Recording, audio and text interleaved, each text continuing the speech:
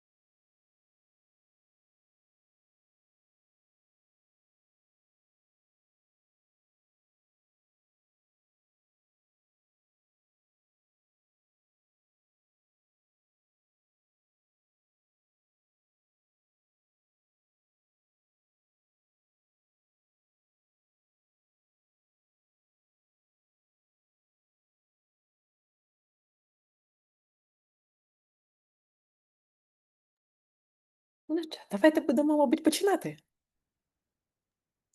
Let's begin. Let's begin.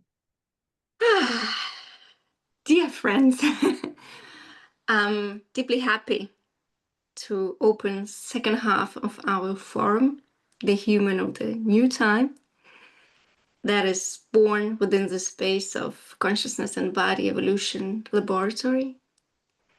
And we often say and think and hear about new time is coming, we are moving, transitioning into new times. But the truth is, we are already here. The new time is here, and we are the ones living and creating it right now. It's a completely new level of awareness, embodiment, and heart awakening. And who is the human of the new time? Who we are talking about? How does this person feel, think, act? And today we're exploring together with authors and founders of the Evolution Lab, Natalia and Svetlana Medina. And of course, those people who already embarked on this journey with the first expeditions from the old paradigm of 3D dimension into a 5D dimension, the new field and space of where the new humans are living. So let's see and explore. So today we will hear the stories of Natalia and those people who will share their story and who will share how laboratory has impacted their lives, how they're perceiving this world and what has changed. So we will be able to see how the new world is coming in through us, through real people behind the scenes. So I want to introduce first our amazing authors, founders, beautiful women who created such a laboratory that enables science to connect with spiritual world sometimes, to make something that we cannot feel and touch, a technology that we can learn from and experience on our own bodies and our own consciousness. So I'm introducing Svetlana Vidina. She's a master of etymology and Atma healing. She's a futurist. She's author and writer of amazing books about the future. She's a telepathic consultant, and she's the person who created her own product, the Pure Code, that helps to explore consciousness of new time and receive the telepathic messages of the clear, pure code that is transmitted into our world. And Medina, she's responsible, I would say, or she's leading our Slavic speaking area of the laboratory. So today, Medina is with us, she's joining, but Natalia will take the word, introducing and speaking about the laboratory. So Natalia Starozhilova, she is a researcher, 2 times PhD in Spain and French. She's a researcher of body and consciousness architecture. She was the core team member of Mind Valley, consultant to Dr. Joe Dispenza research team, a world-class specialist and expert in quantum therapies and biohacking, former C-level executive in big pharma and 14 years in R&D research in Asia and Europe in huge different sizes companies, from huge companies to startups in Asia and Europe. Also author of the quantum biohacking method, futurist, etymologist and Atma healer of the 2nd level. And she's the bridge between science and consciousness, bringing quantum processes deeply into our physical body. Natalia, I give the word to you. Thank you, my darling. Thank you for this beautiful introduction of both, of 3 actually entities here, the lab itself, Medina and myself, and we're very happy welcoming all of you here, those who will be joining on the recording. It looks like very many of you will be joining exactly on the recording, one way or another. We're meant to know that anytime we're consciously choosing to be in the field, we're in the field and we're joining at the moment of now. So it's time to begin. And I'd love to share a few words about the peer of mine, the colleague of mine, the sister in spirit, Svetlana Medina. She is a truly and deeply a sister in spirit. We found each other speaking on the same platform in our alma mater, in our International Academy of Etymology, where we both studied. And I fall in love deeply with her senses when she was talking on the stage. Then she reached out and she said that that was so mutual. And we decided to start collaborating together. And a year ago, we have created, well, at this point, more than a year ago, we have created the Consciousness Body Evolution Lab. And this summer, the first flow of 60 researchers joined the lab for the first time to already test and taste on themselves the signature protocol that move consciousness and body from the 3rd dimension to the 5th dimension. And we have just switched from the Slavic floor, where we have been crying and laughing together and celebrating life, because there were so many heart-touching stories, starting from a lady who has been working with her husband on conceiving for over 20 years. And she'll be also presented today on the English-speaking floor, her story, how she dared to become a mother at 51. People who switch from the corporate world to find what is the woman or what is the man behind all these achievements, who were giving the speeches prior and will be also giving the speeches now on the English floor. So we're very happy welcoming you here and sharing with us the first findings from the first expedition from the world 3D to the world 5D. Now, that we're speaking about the worlds, the old world and the new world, the 3D and the 5D, who am I to dare to speak on these topics, and who's Medina? So we both, sincerely, since childhood, we both sense the future. We both always sense the opportunities of the future and how to align ourselves with the best future. So I believe until kind of the moment hits, it's really the time to take these powers on. Lots of personal things shifted, lots of personal pillars fall down for us to step into the power. And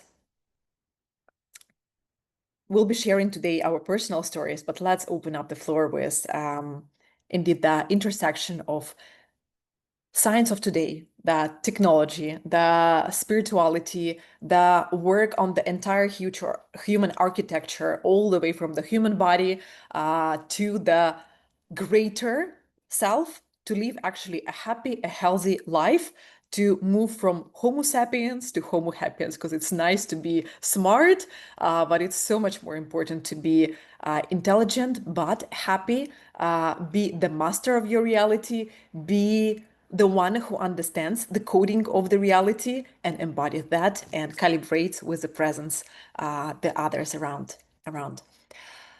So speaking about the human of the old time, because it feels true before we start even speaking about the human of the new time, that it's time to say a few words about who's the human of old time. You know that there is plenty of psychological research nowadays where they approach the bad of people who are transitioning from life to death, and they would ask several questions. Is there anything that you regret about your life? How do you feel about this transition? And people would mostly say that there was a life, there were 80 years of life, 70 years of life, whatever it is, but there was no me in this life. It feels like I have been reacting to life, I've been doing that and that and that, tons of social programs, plenty of roles, never ending roles, a mother, a father, a professional, a child, a friend. But who am I? Who was I behind all these roles? Who was the real self? And the human of new time is somebody who not only discovered who they really are, but also fully live who they really are. They calibrate the field around them so others can be in their presence, taking care and allowing themselves to be that human of new time, to be who they really are, to truly live themselves, to really embody to the fullest, to the deepest, to the most meaningful, the self within. And certainly when we're speaking about the transition from the quantum transition that everybody in the world is speaking right now, the transition from the third dimension to the fifth dimension, we must understand that nobody's departing, nobody's leaving the planet. All the move actually happens within, and it happens towards the opening the consciousness, towards being able to receive more information, being able to integrate this information and to live deeply from within as the creator of your own reality. So a human of third dimension would typically react to life, and they know that life mostly happens to them versus life is happening as them.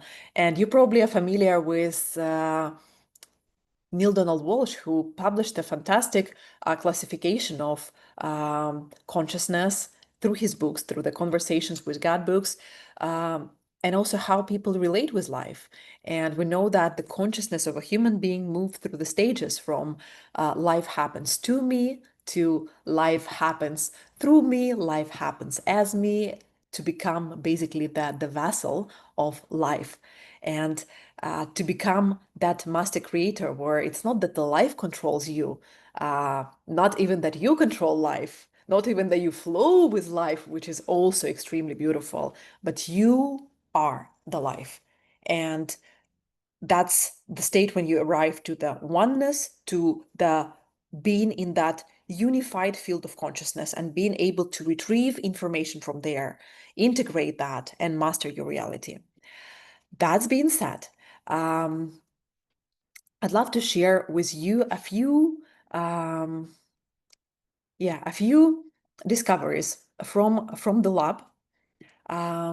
at the beginning of August, when we started the flow of the flow first of the lab, we have all embodied on the expedition from the world 3D to the world 5D.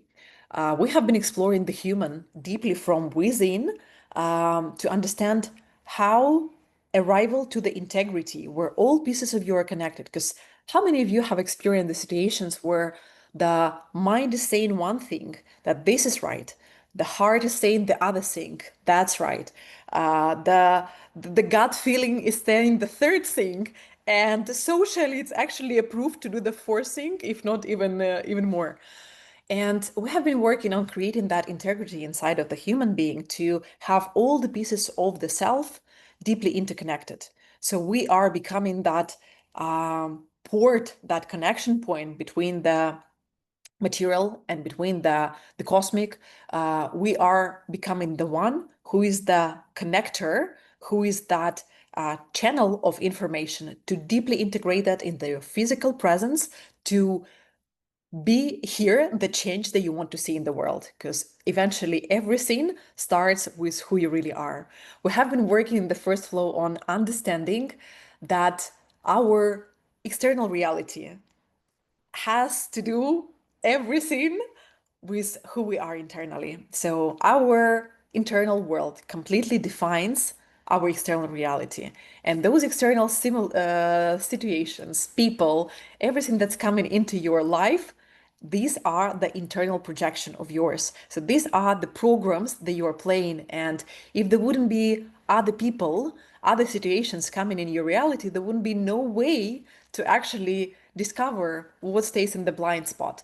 And when we are getting out of the programming, and by programming I mean all the programs on our subconscious mind. So this is deeply what has been rooted through our ancestral line. This is what the transgenerational psychology is speaking about, how all these programs being passed on from the generation to generation, and now we're playing all these programs to national programs, to karmic programs. And this is what scientists now prove: 95% of time we choose based on our subconscious programming. So we're playing 95% of time in our life, not even ourselves, but the programs, the android self that we used to call it. This is the internal software of a human being, where physical body is being the hardware, and those programs are essentially the software. So in this expedition, we have been researching how stepping out from the android self, how stepping out from the all these social programs and subconscious programs actually allows you to fully discover your power, to fully discover your authenticity, to start living yourself.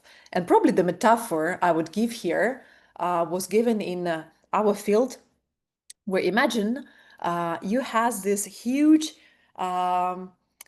sieve with stones, and you just turn up the stones, and all the stones are at the beginning grayish, dusty.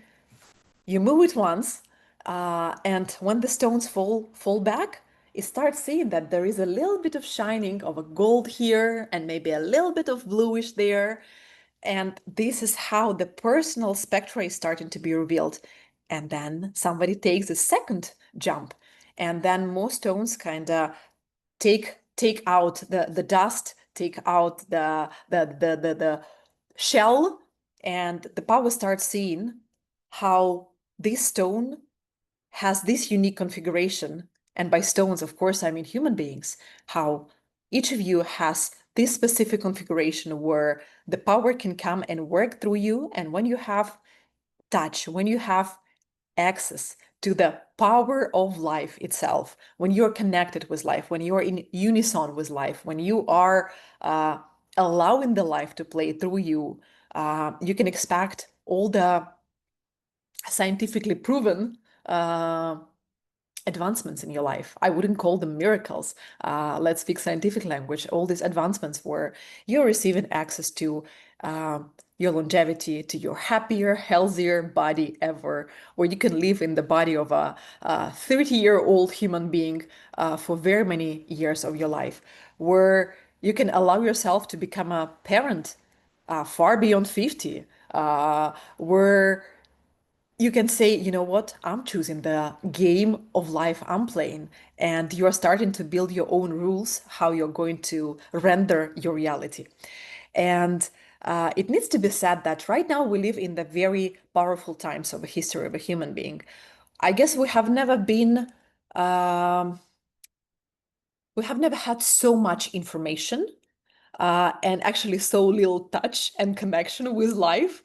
And we are the pioneers who are willing to give that a good balance where even though we're receiving a lot of information, we're able to actually balance our life, to navigate and take what's essential for us. So you're probably aware that on the global scale, there is one constant called Schumann resonance that has been a constant until the very end of the last century. It used to be 7,83 hertz, and all the aviation and research of the Earth's atmosphere has been built based on this constant, and this constant started to raise, which scientists started to actively research what's guiding the change. They build up the measuring devices in very many different parts of the Earth to make sure that the change is happening simultaneously at the same time through the globe. And what they figured out that this Schumann resonance is apparently the heartbeat of our planet, meaning that our planet is also an alive consciousness, and we are the inhabitants of our planet, are like a cells of a human body. Imagine that you are the liver cell, that you're the heart cell, and the whole organism has its consciousness. And the as much as our planet is rising, as far as frequency, we are rising as a human beings as well. And what that opens to us, we also know from neurosciences that at the beginning of this century, scientists have discovered the new brainwave frequency. We used to know that it's just 4 brainwave frequencies: beta, alpha, theta, and delta, ranging from 0 hertz being the lowest delta, all the way to right now they say that it's up to 40 hertz being the highest beta. But at the beginning of this century, they also discovered that there is another frequency, which is gamma. And that frequency became a very attractive to biohackers because that is a flow frequency. But on top of that, this is a frequency that orchestrates the entire brain functioning to be able to integrate massive load of information, the archives of information, and to be able to synchronize the all distinct areas of the brain to be able to function at its top. And nowadays we know that there are plenty of ways to activate gamma brainwave and to stay in the flow state longer and on demand. And one of them, as they started researching the Tibetan monks, they have discovered that it takes you around 35 years to develop that frequency through intense meditations, and that would be like daily meditations. Then biohackers went into the biohackers lab and have created something that is called the gym for the brain, where they would train the brain of a human being to function on gamma brainwave frequency. So basically a person would go to the lab, would put the headset on, the EEG headset, to measure the electroencephalography, and their brains are being trained to activate gamma frequency and to stay on the gamma brainwave frequency for some time. And that training cost approximately, like one session of neurofeedback would cost around $500 or 500 euros, depending where you are. But what's interesting about that it takes a lot of effort from the human side to train that gamma brainwave. And in the recent past, we have started having access to the alive technologies that allow train that gamma brainwave frequency and so much more. Also, to stay longer in your delta frequency, which is so important for autopoiesis, for self-regeneration. This is the frequency that we are missing right now in the world with our quality of sleep. We certainly see that the sleep quality has declined in the past 50 years tremendously, even in the past 10 years. Like, look at this fast world where people are so stressed out. So throughout the night, we are not as human beings receiving enough deep sleep where this delta brainwave frequency is activated. And this is certainly what's causing us quite a problem, because our body is not having enough time to recover. So those alive technologies allow us to stay the amount of time that we need on different brainwave frequencies of our bodies can fully adjust themselves to the frequencies of new time, to stay regenerated, to stay healed, to boost the self-healing, to promote the self-healing, and at the same time to promote the being in the flow state, to promote being in the expanded states of consciousness, not for the sake of just being there and being lost there, but be fully embodied, be fully grounded in your body, and be able to have those frequencies activated on demand. And these practices don't take you to the lab with a headset in sometimes very uncomfortable environments.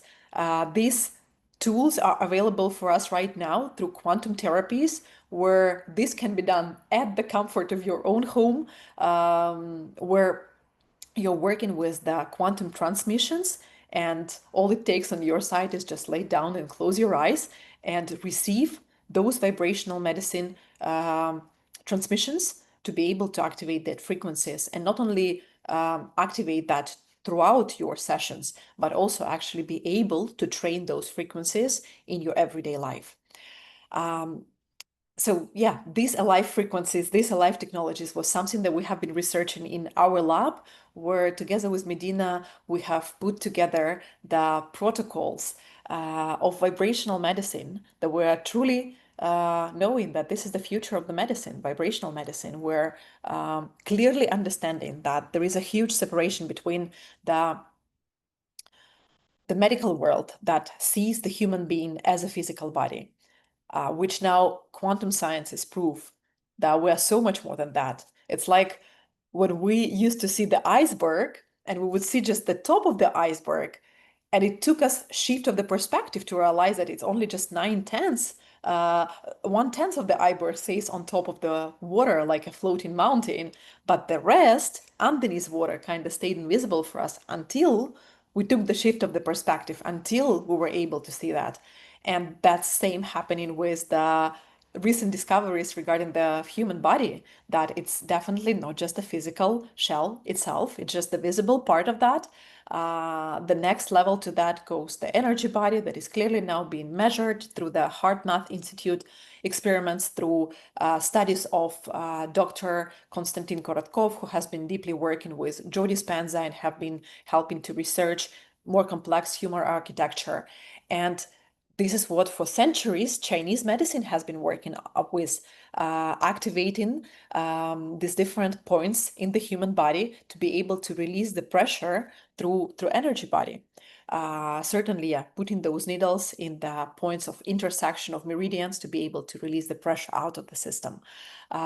Then from psychology, let's say we know that there is a subconscious mind that we must work, absolutely must work through to be able to heal ourselves, to remove the repetitive programs and sceneries in our life. Then more to that comes the mental body that modern psychologists are working with. This is our identity level. This is our world perception through our conscious mind. And certainly there are deeper levels of us, such as the karmic or the causal body. This is already our connector to the quantum field. This is what karmologists work with, because this is the imprints from our past lives that have been actively researched through quantum therapies by first Michael Newton through his regressions, and nowadays the Dr. Connor, who has been doing the life progressions, has been working with these levels. And then there is deeper level to us, which is the bodhial body, which is the kind of inner shell of the soul of a human being that has even more accesses. And the ultimate layer that is available to us, which is the atomic body. This is our connector to the behind quantum field that modern science finally started to talk and guide all the experiments to show to humanity that that behind quantum field, that seems to be like our original reality from where the coding of the reality is happening. So in a way, we know that there is a material world where our material physical body lives. There is a quantum field, the field of information and energy, and there is the behind quantum field. So what scientists are saying nowadays in 2025, that material world is a derivative of the quantum field, of the quantum world. And that is a derivative of the behind quantum field. So it, from the experiments that they are receiving, speaking scientific language, the behind quantum field, that is a field of information and energy, but much, much, much more subtle, is the original reality that has the coding. This is the world without forms, but it has the coding, so it can code the quantum field. And then the quantum field has all the information and energy to code the material reality. So that's being said, understanding on how the reality is functioning and understanding of a human architecture, how is that body and consciousness linked together and lives inside the human body, is very important pit stop and milestone on our way in our expedition, moving consciousness from the third dimension to the fifth. What also I wanted to say about the fifth dimension? Let's say a few words first on the third dimension. Third dimension, that is the old world where we live based on our programming, where we feel very oftentimes like we're the victim to life, like, wow, life is just throwing at me so many things. And it takes us certainly finding our gravity, finding our inner gravity, finding our center to realize and start asking different questions, not why this is happening to me, but what's for this is happening to me. And even if we have an ugly gift in our life, which is the situation that you won't appreciate, that your identity doesn't like at all, it's certainly perfect at the level of your higher intelligence. And this is just the gift in the ugly wrapping paper. So it takes us to change the perspective, to unwrap that present, to find actually that transformation within. What this situation is activating, what this person is activating in you, is the gift to move you to the next level of your consciousness, which is that, let's say, modern world is now calling the 5D. So this is the human being who lives from the heart intelligence, lives from the open heart, being able to see life more clearly for what it is versus how the identity wants to perceive that. It also must be understand that the identity that we have playing this life, it's more like a mask of a diving guest that allows us to focus in the matter, in the physical reality. And it takes us to clear up the lenses to make this identity so much thinner, to remove the programming behind the identity, to be able to see life for what it is. Because certainly what we also know from science, that even if we look at the flower and we see the color green of the leaves of the flower, the green color is not encoded in the leaf itself. And the green color is not encoded in our eye or in our brain itself. The information about the color, and this is again based on the scientific experiments, stays as the information in the field. And the interaction of our sensory organs with the leaf through the space, through the quantum and physical matter, gives us the perception of the green color. So it's interesting. Let's say when scientists were looking at how each species on the planet perceives the reality, they found out that it's very different. And the perception of reality is very subjective. So if you were to see the reality through the eyes of a human being, you would definitely see all these colors, all these objects, and so on and so forth. If you were to see the world through the eyes of the bat, through the sensory organs of the bat, you would see the world through echolocation. It will be a completely different set of settings to relate with reality. So they would send the signal, and when it's a wall or an object, the signal will come back, and based on the echolocation, based on the sound, they will be able to render the reality and see what is the obstacle, what is the free pass, and how to actually navigate here. If you were to see the reality from the eyes of a snake, it would be reality based on infrared radiation, which is a completely different headset than our.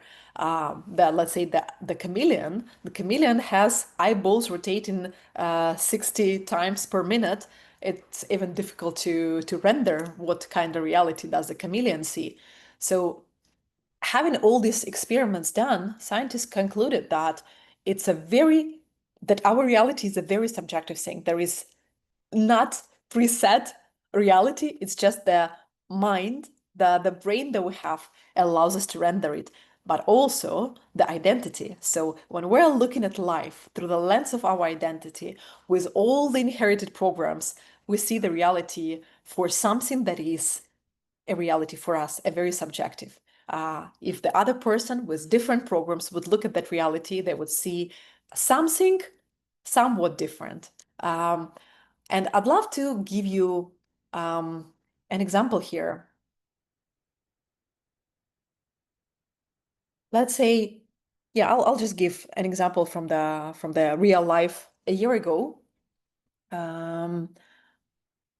Right before I was presenting Ukraine and competing at the World Dance Championship, I had a devastating car accident that happened 5 days before the championship when I was driving to Marbella to teach quantum therapists.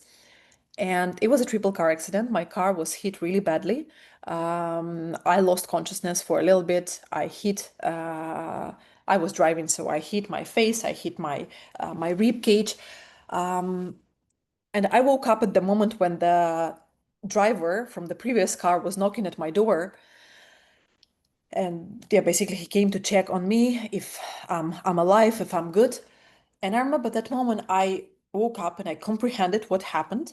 I realized that I have been away for a little bit.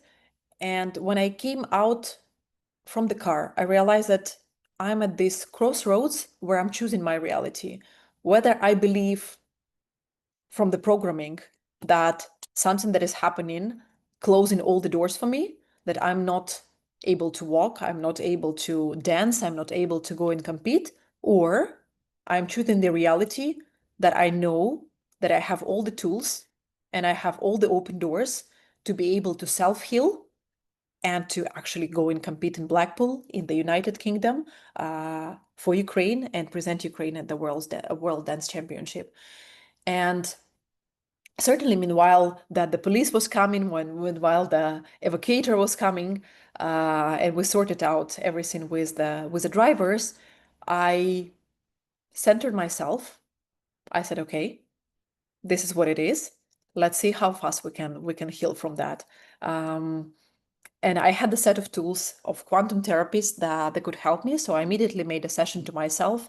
And I also connected immediately with 5 of my closest colleagues. And I asked if they could simultaneously do the quantum transmission to me.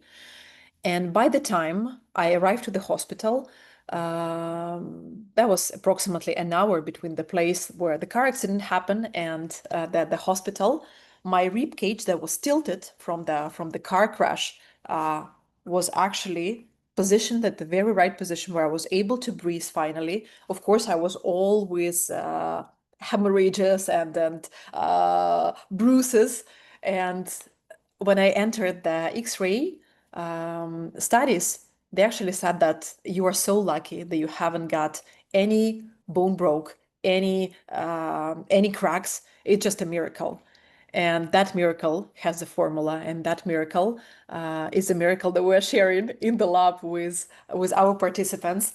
And that was the allowing, the opening to the 5th dimension, where I know that multiple realities are possible, and I am just choosing the door of the best to myself. And of course, I was competing at that championship. 5 days later, I was on the stage in Blackpool, presenting Ukraine at the dance floor, dancing with my partner. And surely we had to simplify the choreography a little bit, but nonetheless, I was there in the quarterfinal, I was there in the half final, in the semi-final, and eventually we got the 6th place in the final. And that where I've realized that, gosh, the only limit, the only ceiling that we have is our mind, is our perception. And if we were to believe something different, that yes, it is possible, that yes, when that happens, you can open the door of any reality and say, I'm going only to the best one. I'm setting up that navigation point towards the future where I am in my happiest version, where I'm in my happiest reality.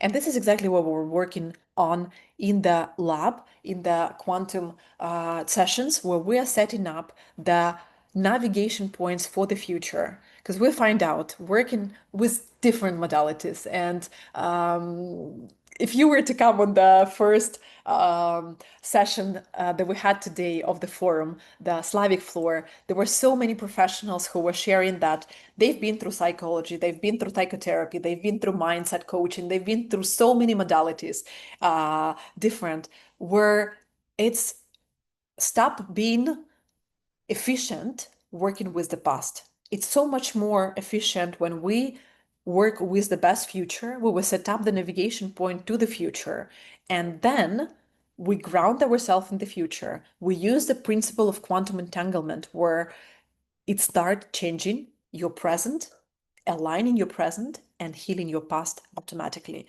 And that's what makes the transformation so much faster, so much more harmonious. You're not overspending the energy in the past, clearing for every program, for every dynamic, for everything that went wrong, for everywhere you've been traumatized, where something went wrong. But when you start working and you actually allow yourself, because again, it's only the mind that is the glass ceiling and the personality.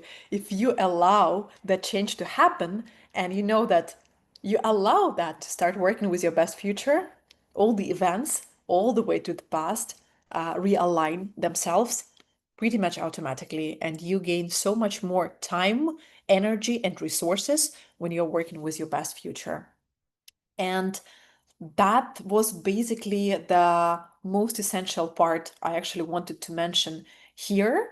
And I would give a word to Olga, who is our beautiful moderator and who is our participant in the first, who was a participant of the first flow of the lab, who actually gave that initiative to organize the forum, to create that more people can learn from the experiences of our common field, from our speakers who will be today speaking, who went through the first expedition and who will be presenting how their life is unfolding when they choose to become the human of the new time. So Olga, Slovo, the word is yours.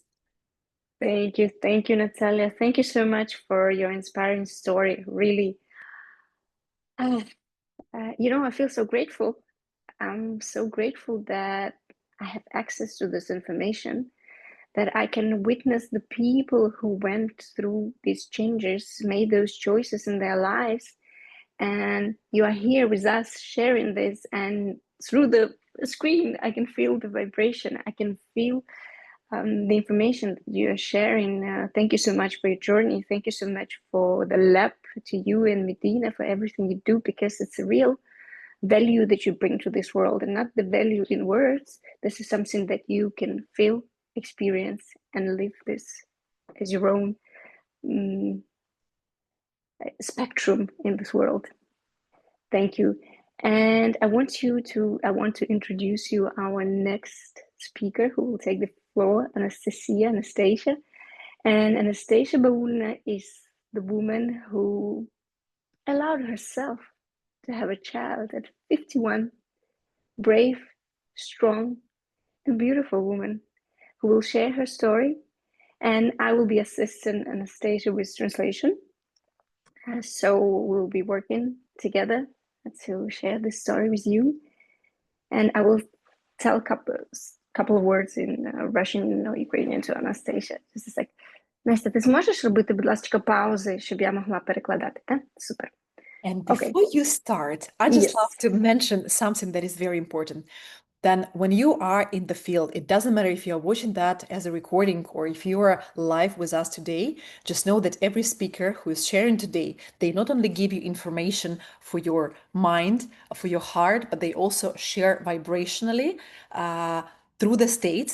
So listen with your full body presence, because the speakers have very unique approaches and very unique corridors in life that will be so important and they will be abundantly sharing. So just open your hearts, open your full presence and receive it. Thank you. Настя, слово тобі. Hello, everyone. I'm Anastasia Baulina. My English still it's not good enough to present my story in English, sorry.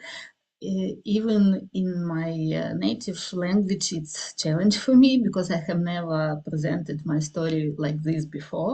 So thank you very much, Olga, for translation. And I'm starting now. So now I'm 52 and See, you can, I guess. After Natalia, English is fluent. Да, мені зараз 52. Я щаслива мати, дружина, жінка і зараз і мати мого синочка, якому вже скоро 11 місяців. I'm 52 now and I'm a happy wife and a happy mother of my newborn son.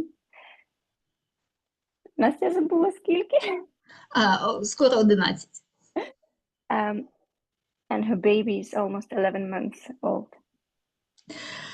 Мої свідомі зміни як особистості почались, коли мені вже було десь 44 роки.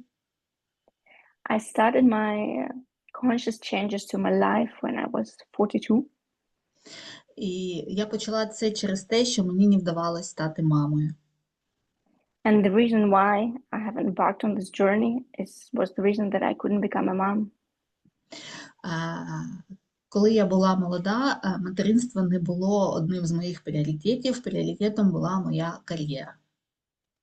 When I was young, being a mom never been my priority. I always was focused on my career. That was top on my list.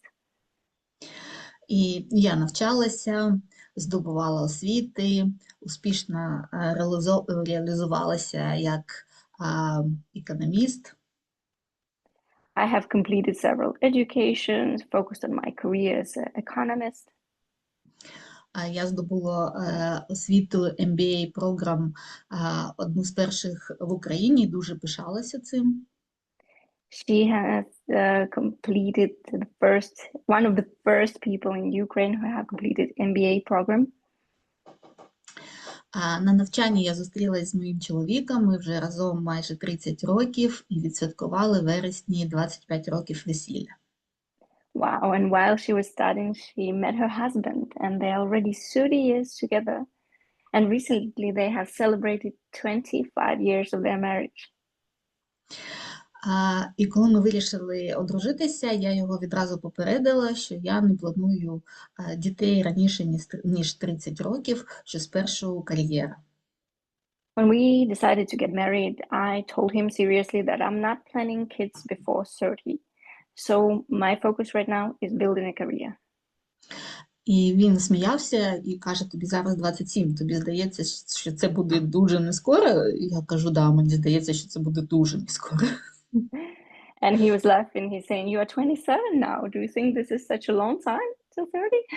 She said, yes, 3 years. І я успішно розвивала кар'єру, працювала в міжнародній консалтинговій фірмі, а пізніше створила з колегою нашу власну консалтингову фірму в Україні. So I started my career. I have been working in an international consultancy company for several years, and then together with my partner, we have created our own business, our own private consultancy agency. Я насолоджувалась своєю роботою, мені це дуже подобалось, я добре заробляла і була дуже щаслива. And I really enjoyed the world of business. I really enjoyed my career, and it brought me a lot of Joy? І підійшли 30 років, і я вирішила, що час ставати мамою. Думала, що це так, вирішила, зараз стану. And then 30 years came, and I said, okay, I promise it's time to become a mom. Але з'ясувалося, що моє здоров'я не дозволяє, що потрібно робити операцію. However, it appeared that my health didn't allow me to become a mom, and I had to undergo a surgery. Я зробила, але через 10 днів були ускладнення, дуже важкі, і була потрібна ще дуже важка операція. So I had made a surgery, and in 10 days, the situation got worse, and I had to undergo second, more hard operation, more hard surgery, more critical for me. Я відновилася і далі лікувалася, і за 5 років спробувала ще раз форсувати це питання і спробувати штучне запліднення. It took me some time to restore, but I have restored and recovered. And then in 5 years, we decided that we still want to continue and have a baby. So we decided to have Adaptation. Eco? echo. Thank you. І вже на підготовчому етапі почалися ускладнення з моїм здоров'ям, і знову термінова операція, і знову на грані життя і смерті. І лікарі не знали, що мені сказати, чому це відбувається. And then at the stage when we just started to prepare for the procedure, again, her health situation worsens and she needs to undergo surgery again. And the doctors, they just cannot say why it is happening. So again, it was a hard surgery for her, critical situation, one more critical situation in her life. І після цієї другої ситуації я вирішила залишити роботу, тому що вже почалось більше стресу, ніж задоволення, і я розуміла, що це впливає на моє здоров'я. And after this second surgery, she decided that it's time for her to quit her job because all this situation with her health really influences how she feels and influences on her career. Життя продовжувалось, я шукала нові шляхи в медицині, працювала, жила своє життя, але це питання не вирішувалось. So I continued my life and there were new possibilities open in the medicine. So I still continued focusing on becoming a mom. І одна з лікарів мені якось сказала, що зверну увагу, що в тебе проблеми тільки коли ти займаєшся питанням материнства. В іншому ти чудове здоров'я, гарно виглядаєш, і в тебе взагалі немає ніяких проблем. Тільки ти йдеш в цю тему, в тебе викликає загроза життя. And then at one appointment with her doctor pointed out for her, look, every time when you focus on becoming a mom, something critical is happening to you. When you are not focused, there is no problem with your health at all. Я ніколи цього не усвідомлювала, але я не знала, що робити з цією інформацією, що робити з цим, що це повторюється. I never looked at this from this perspective, and this new information, I didn't know what to do. І коли мені було вже 44 роки, я побачила, що відкривається школа психології, я вирішила вивчати психологію для того, щоб зрозуміти, як працює психіка і що зі мною відбувається. And at 44, I decided to learn how my psyche works. So I started a psychology school. А пізніше я здобула освіту психотерапевта, практикувала і працювала як клієнт з психотерапевтом. I graduated as a psychotherapist and also underwent my own sessions with a psychotherapist. І я бачила, що моє життя змінюється, що я стаю більш щасливішою. Я зрозуміла, скільки несвідомих рішень я приймаю, і почала більше себе розуміти. And I noticed that it does influence my life. It does makes my life happier.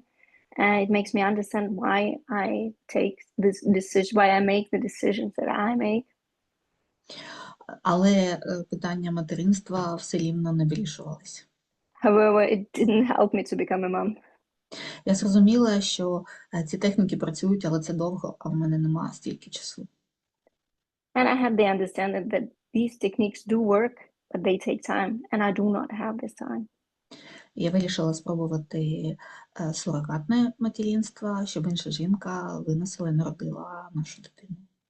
So I decided to go and try surrogacy, so another woman would give birth to my child. Тому що мені було потрібно, щоб це могла бути я, знову робити операцію, а моє тіло мене не пускало, тільки я думала про це, в мене починалась істерика, і я розуміла, що я не можу наважитись. When I was thinking that I need to undergo through this again, then possible surgeries, my body couldn't just go into it again, so I was desperate. І ми домовились, запустили цей процес, і все було заплановано на 9 березня 2022 року. And we started this process, and everything was scheduled for the 9th of March 2022. І війна почалася в Україні 22 лютого 2022 року, 2 тижні до цього. However, 2 weeks before that, the war has started in Ukraine. І я зрозуміла, що навіть коли я виключила себе з цієї формули материнства, своє тіло, я вважала, що воно мені не дає, що воно мені заважає, воно мене спасало, все рівно це не спрацювало. And I realized even when I have excluded myself, my body, from this process, and I thought everything was because of my body, that it didn't want, it still didn't happen. Something else prevented it from happening. І я не знала, я розуміла, що треба працювати з собою знову, глибше, але не знала як. І в цей момент з'явилася в моєму житті Академія етмології, етнохілінг. And I understood that I need to work more with myself, explore myself more. And at this time, I learned about Academy of Etymology and Atma Healing. Я знову пішла навчатися, стала етмологом і етнохілером. So I again became a student, and shortly I have graduated as ethnologue and Atma Healer. І коли я працювала з колегами, сама із майстером Еви, яка створила цю академію, то поле показало, що мені потрібно самою ставати мамою. And when I work with my colleagues using these quantum techniques and with our master Eva, who is the founder of the academy, the field has shown that I need to go into this myself. I need to give birth myself. Техніки етмології етнохілінгу дозволили мені пропрацювати це глибше, і я пішла на необхідну операцію, все пройшло легко, запліднення також пройшло з першої спроби, і ось я мама чудового сина. And when she worked this through, she made her inner decision that I'm becoming a mom. She went into surgery, and this surgery was very fast and easy to recover from. And from the first her attempt, she became pregnant. At 51, right? 51, да, Настя, тебе было? Да, Got pregnant at 51. в декабре 51, да. І я вдячна своєму шляху, хоч він тривав 21 рік, але я дуже змінилася під час цього моєї мандрівки. And I'm super happy. I'm super grateful for my journey. And it lasted 21 years, but still, I'm super grateful for this experience and that right now I'm a mom. Одне з найважливіших було те, що змінився мій запит. Не просто я хочу дитину і стати мамою, а я заходила в етмології з запитом «Я хочу щасливе материнство». І це важлива адреса. And she said, all these years before etymology, I was dreaming to become a mom. But when I decided that I want to experience happy motherhood, then when everything has changed, the new address led me to a new outcome.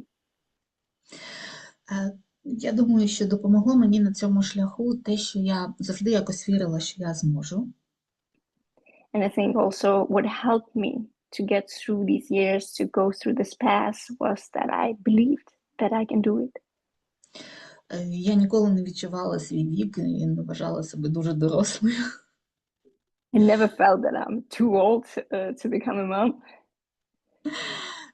Я ніколи не відчувала себе жертвою. Я була якось щаслива, просто вирішувала питання, яке не могла вирішити. And I never felt as a victim. I always knew that I had to find a solution, and I was focused on the solution. І я змінила мотивацію з того, щоб просто вирішити проблему, яка не вирішується, на те, щоб змінити себе і бути щасливою, і пообіцяла собі, що навіть якщо я не зможу стати мамою, я все одно буду щаслива. So I changed my focus. I stopped solving the problem, and I focused on becoming happy. If I will have a child, I will be a happy mom. But if I won't have a child, I will still live a happy life. Тож я завдяки етмології навчилася вирішувати проблеми швидше. Я почала їх бачити по-іншому, все, що з'являється в моєму житті. Але зараз я відчула, що мені цього недостатньо. So my focus has changed. I started to look differently at the problems or situations that occurred in my life, but it was not enough for me. І зараз, коли моя мрія здійснилася, я спитала себе, а що я хотіла б ще зробити в своєму житті. And now when my big dream came true, I asked myself, what else do I want in this life? І тут, як відповідь на цей мій запит, з'явилась пропозиція лабораторії від Медіни і Наталки. And then, by coincidence, of course, I get an invitation to the laboratory that is created by Natalia and Medina. Я відразу відчула поклик, що мені сюди, я знайома з ними з платформи етмології. And I felt that this is the place for me to be. And I know both of them from platform etymology. Я в захваті від кожної з них, від Медіни, як та, яка хоробро використовує ченелінг і ділиться цим зі світом, своїм даром. I'm really inspired by both of them. Medina, she's super brave, and her telepathic messages that she's getting and sharing with the whole world. А Наталія здивувала мене тим, що вона науковець, який вивчає це і використовує в своєму житті. Я не знала, що науковці це роблять, і це було для мене дуже важливо. And Natalia, it was a surprise for me that she was a scientist, a person that scientifically approaches and studies the phenomena, the quantum phenomena from a scientific perspective. Тож я відразу відгукнулася, тому що практики самі по собі потужні, але для мене важливо, хто їх проводить, тому що поле того, хто проводить майстра, дуже важливо. And of course, it is important what techniques are being used, and I felt this is the right place for me. But the most important were not techniques. It was important the field of the masters who are leading you, and I felt that this is the right masters for me. І також те, що це буде група, а я знаю ще з психотерапії, що групова динаміка, вона дуже потужна і дозволяє зайти глибше в процес. And then I learned that it will be a group of people, and a big group of people, and from psychological background, I know that group can do more, can go deeper. Тож я зайшла з запитом, який зараз звучить, що я хочу бути творцем свого життя і розвиватися, по-перше, швидше, а по-друге, від щастя до ще більшого щастя. And now my new wish to this life is how I can be a creator of my own life and how I can move from being happy to being even more happier. And швидше. And faster, yes. Я вже маю успіхи, я вже почала налагодити зв'язок зі своїм вищим я, те, що в психотерапії зветься надсвідомість. And I'm already having some progress here, so I have better connection with my higher self, what we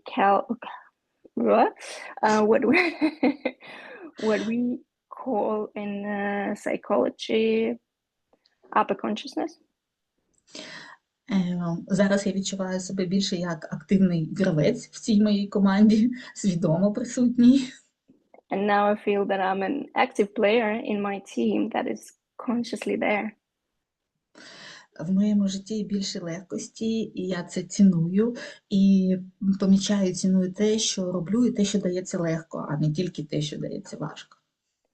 And my life became more easier, and now I value not only things that I get the hard way, but also the things that come more easier to me. Я думаю, що мій головний посил в тому, що в цьому житті чудеса трапляються. So my main message today is that miracles are possible in this life. Вони приходять, коли ми, в моєму випадку, коли я більше познайомилась з собою, стала більше з собою справжньою. And in my case, it came when I turned to myself, when I learned who I am and tried to live the real, true me. Коли я почала краще розуміти, чого я хочу. And when I started to understand what I want.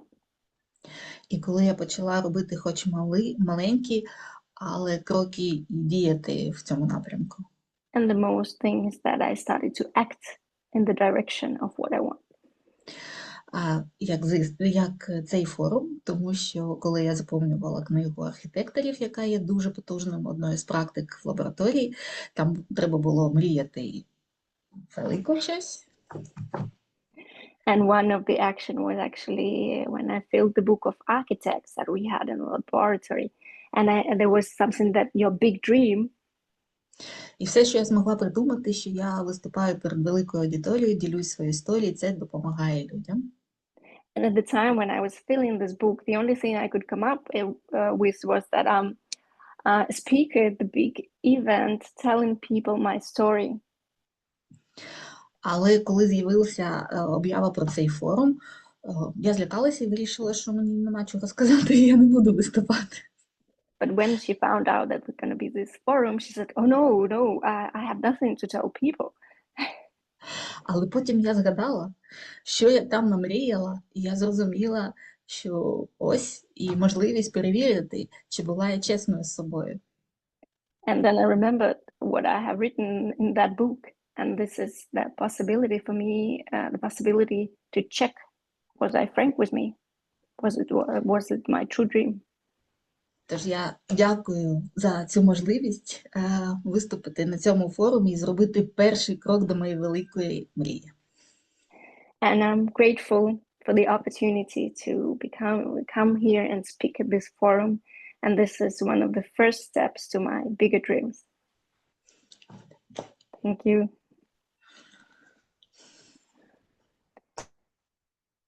Okay, so I'm changing the role.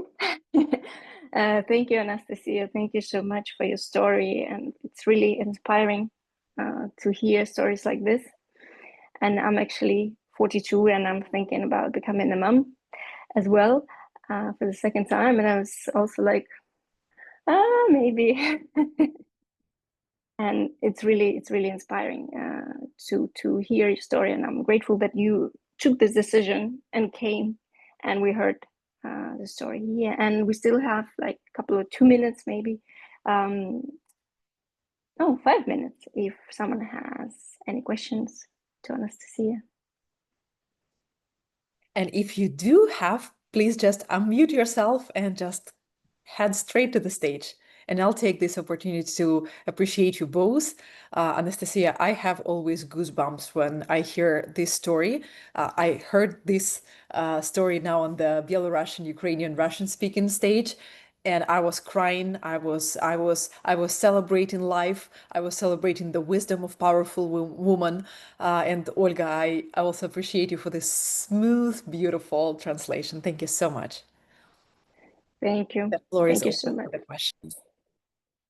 Or maybe you have just something you want to say to this amazing woman.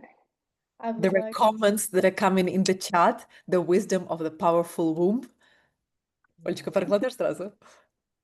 Так, в чаті написали, що це мудрість могутньої матки. Bravo, bravo. Thank you, Claudia. Yes, I think Elif has a question. Please go ahead, Maite.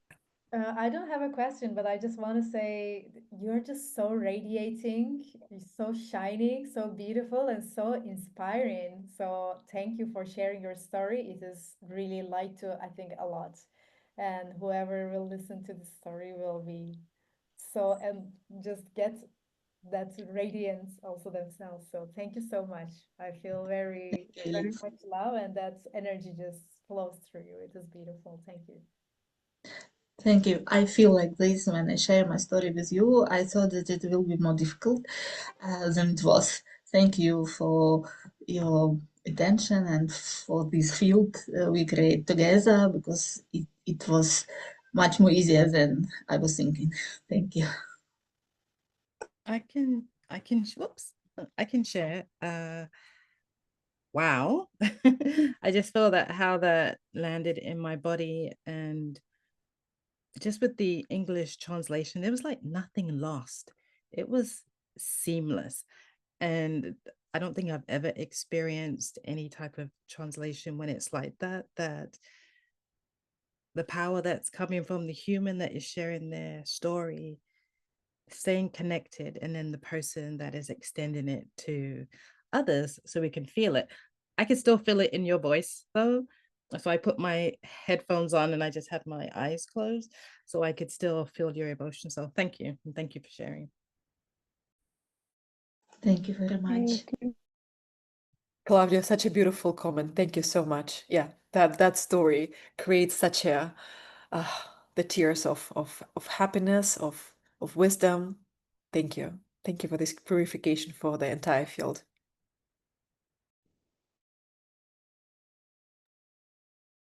So if no more questions, comments, I think we can continue. We have two more amazing speakers already ready to take the floor, and I want to introduce you Cindy van Eckhout and Dieter Ruiz. They are founders of Allegria Coaching and creators of the Joy of Life method. And their topic today is how we created a life of joy by following our hearts, and how you can too. Welcome. Thank you. Thank you so much, Olga, for this warm and beautiful introduction. Yes, thank you very much. Yeah, both of us, my husband and I, are very grateful to be here. And first of all, I just wanted to share also that the story of Anastasia, I think it's such a beautiful story, very touchy, and the fact how she became the creator of her life, and how she decided now not only to be happy, but become more happier. I like that a lot. So it's a beautiful story. So we are here now to tell another story, our story. And this is about how we created a life of joy by following our hearts. So I go back a little bit in time. My husband and I, we are originally from Belgium. And after finishing our master's degrees, my husband in international relations and I in business engineering, we did what most of graduated students do. It is like following the traditional path of success. So we started to work in the corporate world. And my husband worked as a partner manager, I as a sales manager, and I had a team of 10 people. We worked on the top 100 clients. We had great colleagues, great managers. But most important for us, that is that we met each other there at that company. And we stayed there for quite some time. But after a while, we just asked ourselves, like, is this what we really want to do during all our lives? Or is there something more? Is there something different? And we just felt that from the outside, things were very positive and quite perfect. But inside, we just felt like there is something longing, not to more, but to, or for something completely different. We felt like we wanted to be more connected with something more meaningful or more joyful. And this is why we decided for the first time to follow our heart to realize our dreams. Yeah. So as Cindy explained, so we followed our hearts, and so we did something very bold. We stopped our corporate careers in Brussels quite abruptly. We changed totally direction. So we packed our bags and we went from Belgium to southern France, where we created our first business in Provence, Alegria, B&B. So it's really very thought through, because Alegria, the name, it's just a name, but for us it means a lot today because it's the red line in all our story. It means joy of life, and it wasn't just a name for us. It became really a way of life, and it was very simple. Our dream, we were visualizing and manifesting it while we were doing it. We wanted to create a space for our guests, for people to reconnect with themselves, with other guests, with nature, and this in a spirit of joy. And it was so beautiful to see that what we had in mind, it was really happening. Of course, we had bumpy roads to get there in the beginning, because you have this idea, but doing it's something else. But we did it, and we created basically our version of the joy of life. We loved welcoming people from all over the world. Loved of course, the smile on the faces, the laughter, the conversations we had with our guests, the experiences we suggested, and it was just great to see people come to our place and love it and go back after a week or 2 weeks and newborn or full of new experiences. And yeah, so that was really what gave us a lot of satisfaction, because you can have this idea, but then doing it and then living it, that was just a great feeling.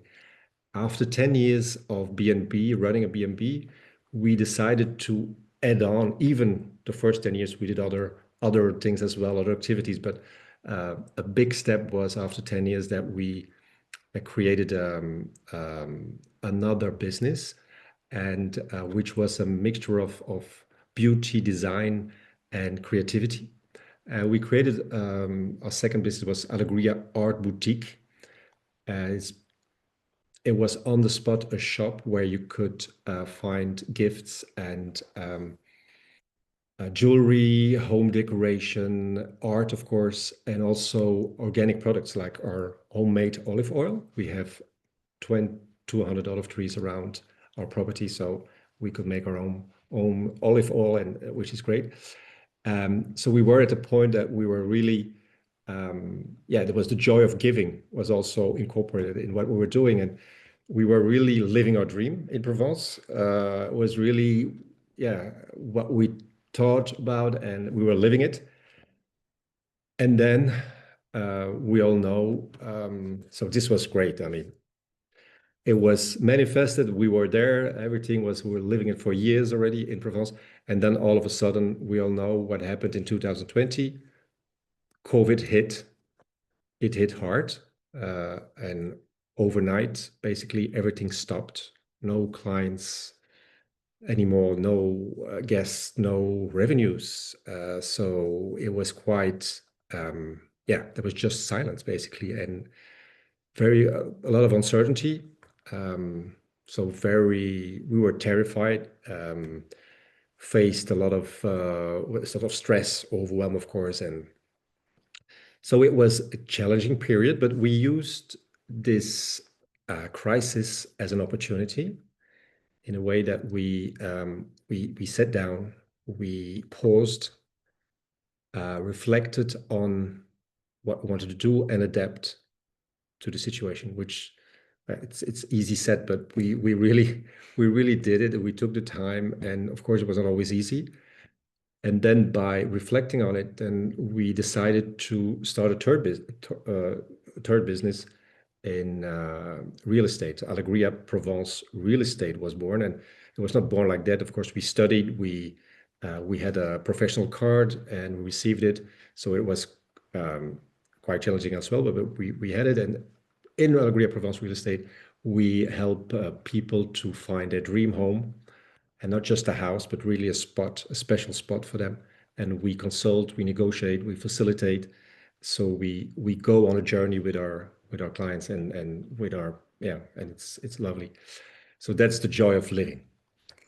Thank you. And so this is one part of the story. And then after 2020 and working on all this new journey of the real estate, little by little in 2022, things shifted in a good way.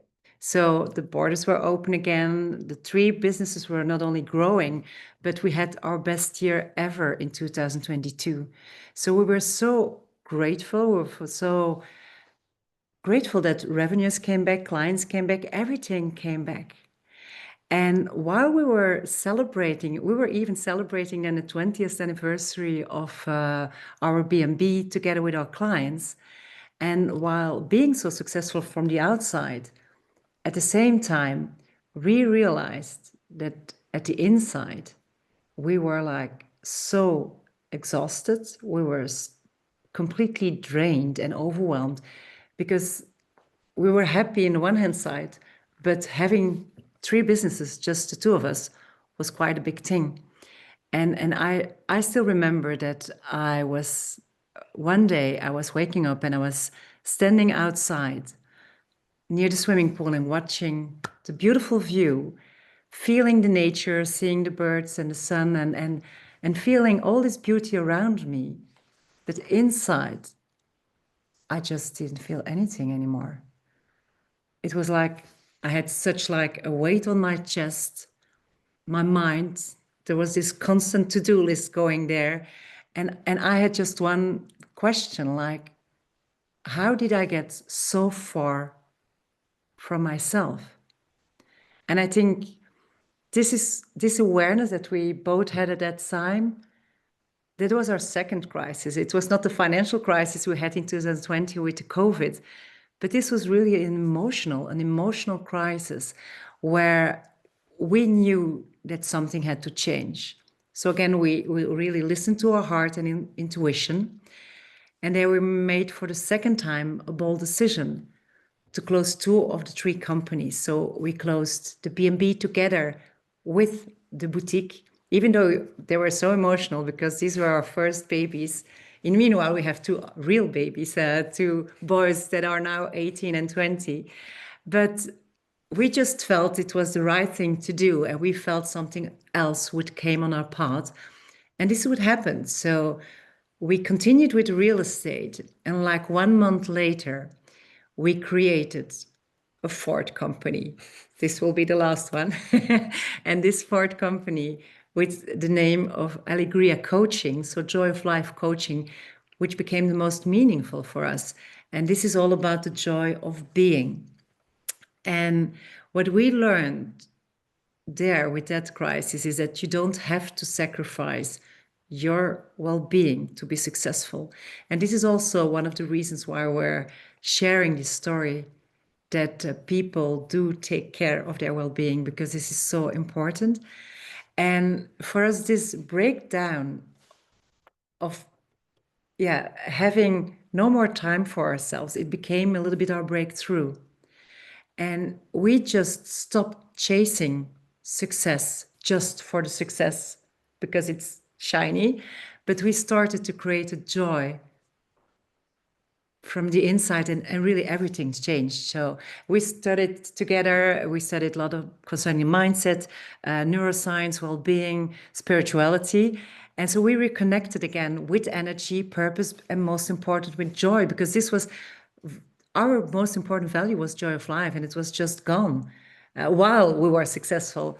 So at that time, while we're studying afterwards, we created the Joy of Life method, and this is what we do today. So I help driven, passionate women who really love what they're doing, but they feel like overwhelmed, stressed, and exhausted to reclaim their time, energy, and joy without sacrificing their success and well-being. So again, we shared our story together. It's not here to say like, look how many businesses we built. This is just to say like, we know what it feels like when you have financial pressure, when you really love what you're doing, whatever you're doing, but the money is not just flowing like you wanted it to. And we also know what it's like to shine and be successful from the outside, but feeling completely empty and completely unfulfilled from the inside. And what we just like to tell here to everybody is that when you have this feeling that you lost your joy, it really doesn't mean that you failed. For us, it just means that it's time that something deeper in you needs to shift. And we see joy not just as a luxury, but we see it as your fuel, as your energy. And it is really not the result of your success, but it is the frequency that creates your success. And this is how we flip things over. Yeah. Yeah, so this is our story. So if you're inspired, then of course, if it's inspirational, then we're very grateful. Or if it resonates, feel free to contact us, of course. But yeah, it's how to go from the joy to a step further to Yes. quantum. Yeah. That's a bit. Yeah, maybe there also. So again, this is our story. Yeah. And we also want to share now the next story. And this is a story how we came here into this beautiful quantum lab. And this is like for us the jump from joy to quantum. So how it all started, because I met Natalia a year ago, and we met, and we were both in a high-level mastermind, and we immediately felt the energy between us and the synergy, and we just decided to grow together there and level up each other, because this is also what makes success. It's not only the result and the achievement, but it's the joy that you have together with like-minded people, the joy of the journey towards your success.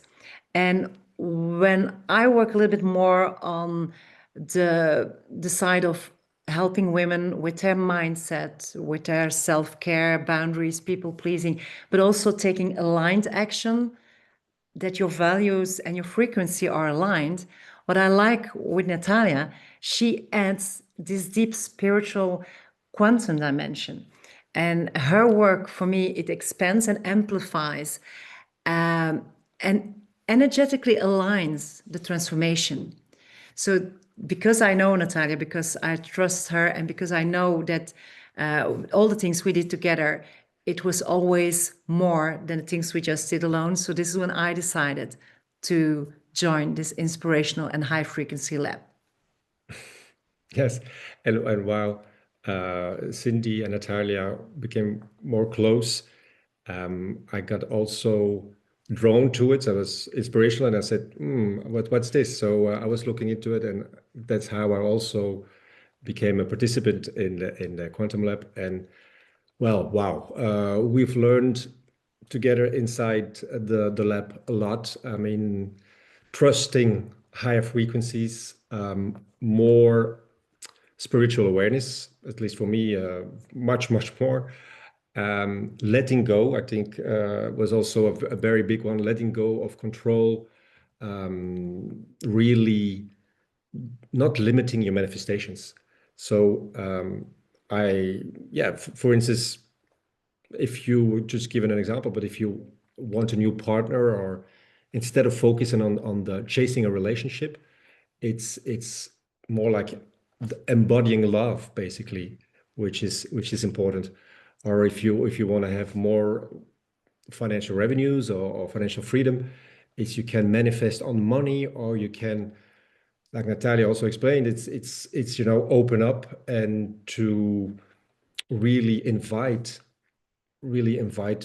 yeah, just abundance in life, and not just focus on the money bit. So it's all about that. That was really for me as well very important. Also the importance of playfulness, because playfulness is very important if you are at every age. So keep the playfulness, and then it opens up new frequencies, energies, and that's what I really felt the last months or the last weeks, at least as well. And I see the results in my life, in our life, and so this is really great. And therefore, we are very grateful to Medina and to Natalia for holding the space and for taking us on this journey.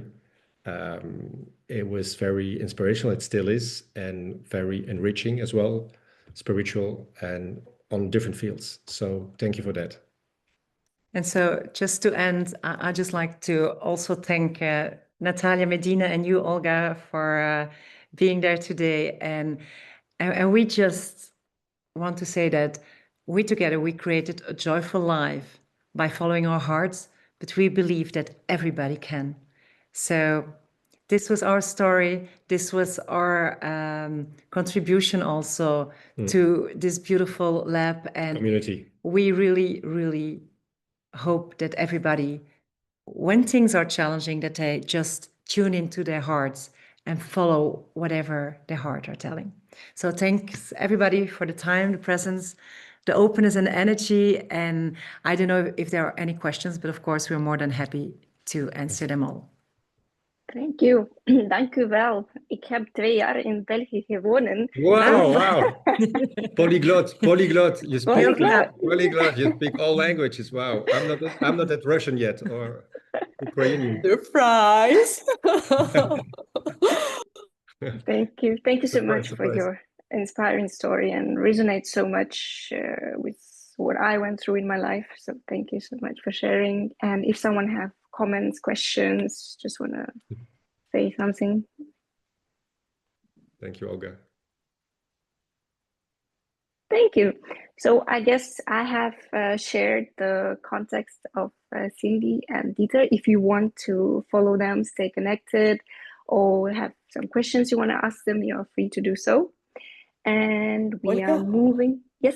May I just share a few comments that are coming from the chat, that when Cindy and Dieter are on spot, Helena was sharing very resonating similar journey here. Claudia was saying, love seeing a couple sharing their journey. Thank you. Thank you. This is so important. Yes. By the way, this couple, in the first flow, we had 4 couples that are truly soulmates, that are truly twin flames, that have been sharing those also frequencies to the field. How important is that when you are in that unique configuration of the synergy between the twin flames, and how things unlock when you are both in that car, driving the car on all 4 wheels instead of driving the car on 2 wheels or 3 wheels, or that is not the right configuration. So that was a couple that was super inspiring. Thank you so much, dears. Thank you, Natalia. Thanks, Natalia. Thank you so much. And I'm happy to invite and give space for beautiful Elif Hurtagan, and she will be speaking what life has presented to me when I found my inner gravity. Welcome. So much. Thank you so much, Olga. I'm so amazed, like how aligned all of the stories. Of course, everything is so different, all of us going through different journeys, but what Cindy and Dester just shared was just wow. This is like, okay, this is super aligned, and it will be interesting, I think, to hear my part of this journey, that just going through the same time, but in a different way, in different perspective. So I would like to start with one thing, because I received some questions about our speeches that we are going to give. And one was like, who am I in this journey? And I was answering that, okay, who am I really? When I asked this question, the answer was, I am the one who is always questioning the systems, the lives, and instead of accepting it as it is. And I have been always like that. So since I was a child, I was always finding the systems around me, especially education system. I had a problem with that. I was like, this is unacceptable. This doesn't make sense. And I was questioning the health system, the education system, all the systems, and I see my parents working for government, and I was like, I'm not gonna live this life. This is not my choice. And I'm gonna rebel against all of this that I don't believe, because I think this is taking away your freedom instead of giving you freedom. So since very, very young age, I was always after this freedom feeling. And I rebelled against my father and my family, and against every system and context that was for me taking away the freedom. And I was very clear, like, of my mission as a very young teenager. I was like, I'm gonna save the world. So this is my mission. I'm gonna do whatever it takes to save the world. And that's such a pure intention. So after that, I started to just choose, find ways that it is not conventional. I was like, my career will not be conventional. So I was choosing the ways that I did volunteering, and I started to work all my career in international nonprofit organizations. I did social work. I did work with different countries coming together and in different topics like gender equality, human rights, environment, and all of the social work. And I used in my work alternative education methods because I really didn't believe in the education system. I was like, that's not working. Let's find something else. And all of this brought me to the power that I have was very creative and very much finding my own way in the world that is always telling you need to do things in a certain way. So, of course, in that path, I was just rolling in my path, but I was finding also things um, out of the default, like I would say, out of the standard.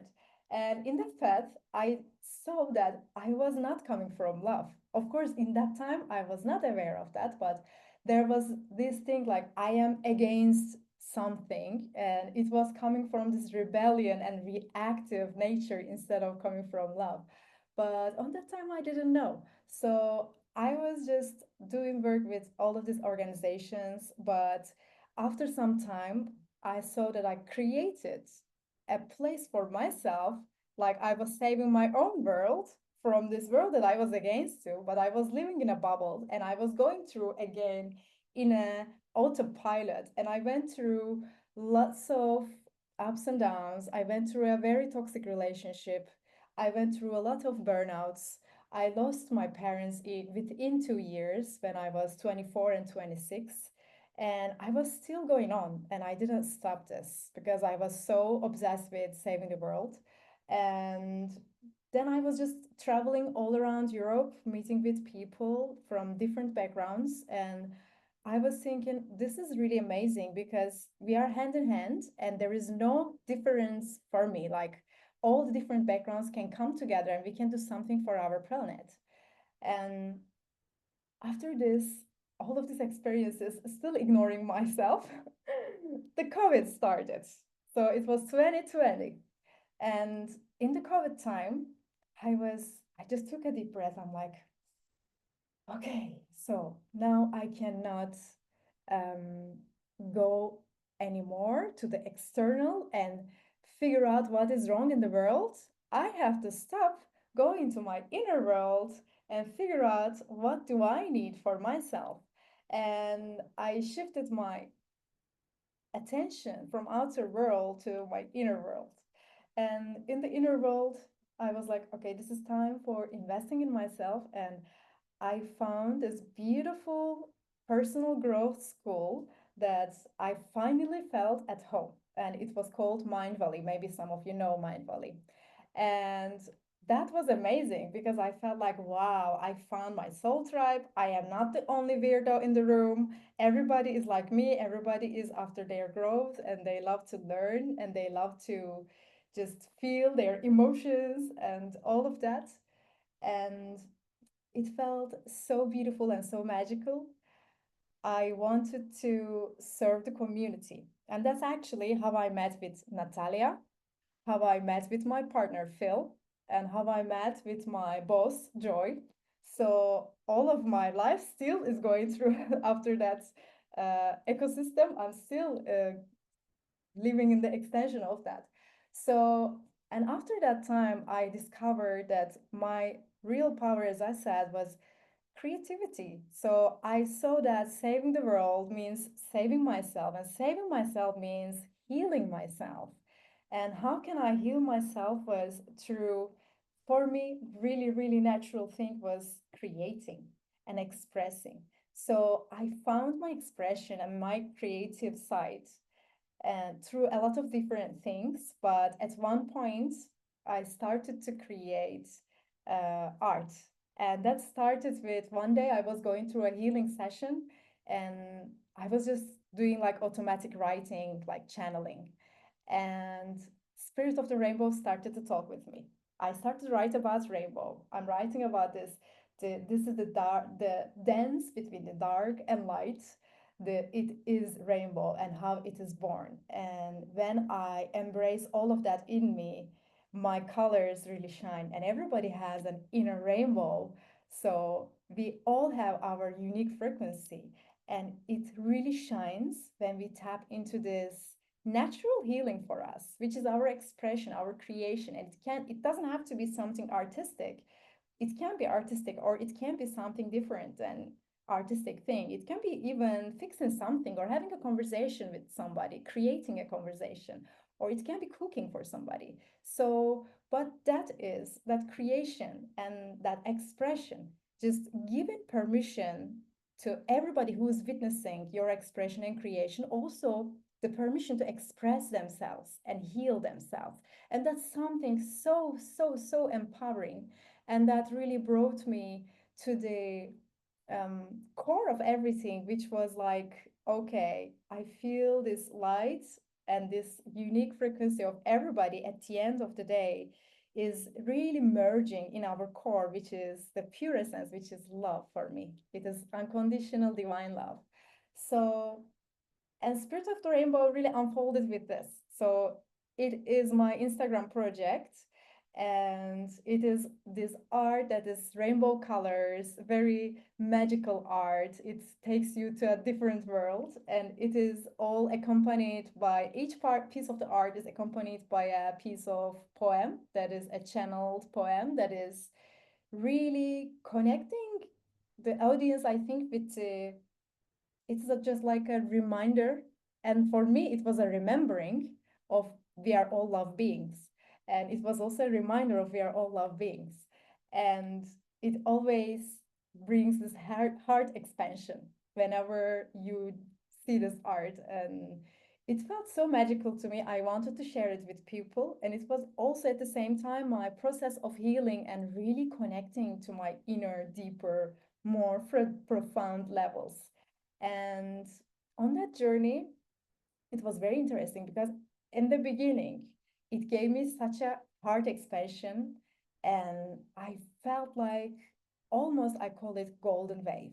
I was in this golden wave. So it's just imagine when you are in the traffic and all the lights turn green, you are on the green wave. And I'm like, I'm in golden wave. Everything in my life turns into gold. I just started this project without any expectations. In 6 months, I had 60,000 followers in Instagram and it kept growing. And I started to collaborate with people. I started to be invited to events and I started to the clients started to came to me and things started to manifest like this and I was in total awe and I felt high on my own supply honestly. So I was just creating and I was feeling I'm plugged into the infinite source of divine. So I am so nurtured from this energy and it gives me energy instead of taking energy. Like work for me was just I was looking forward to that. Any spare time I found, I was creating.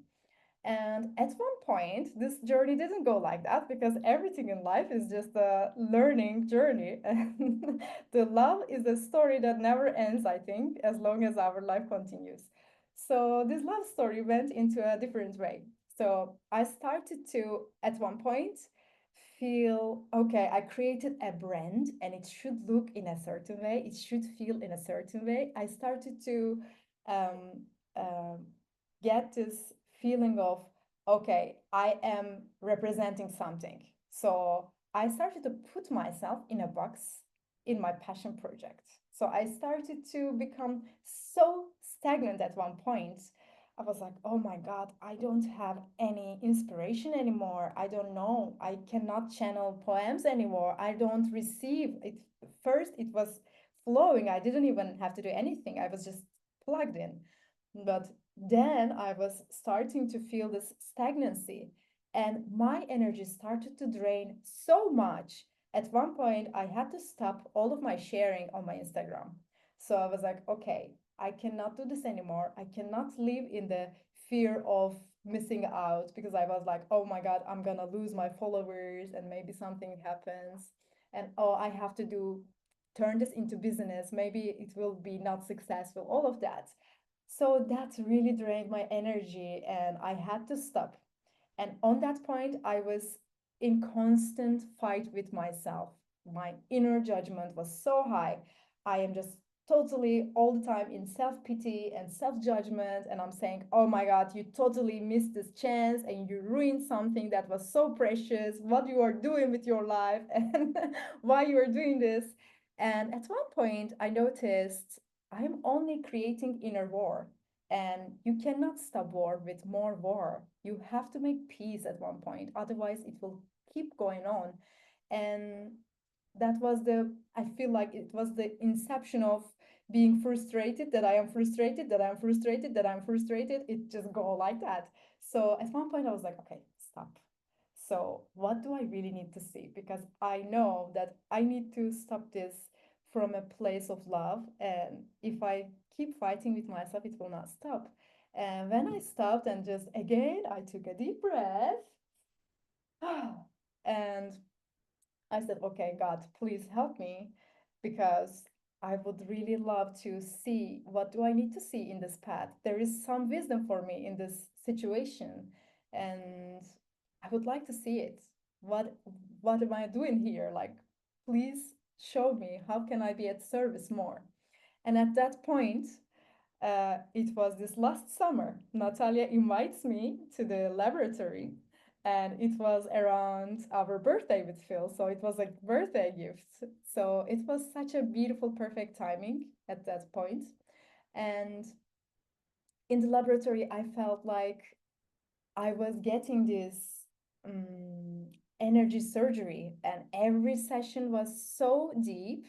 And I was feeling like my bandwidth of carrying frequencies was just whoop stretched. And I felt like I can now feel my inner compass with so much more clarity than before. And I felt everybody in the lab was there carrying a little piece of the puzzle that when we share and when I read somebody's sharing, I was like, oh my God, this is the question I asked and I get the answer like immediately. And it also happened to other people. I was sharing something and they're like, oh my God, this was the question I asked and you gave the answer. So, and I felt, and towards the end of the laboratory, I got actually the vision of all of us being here.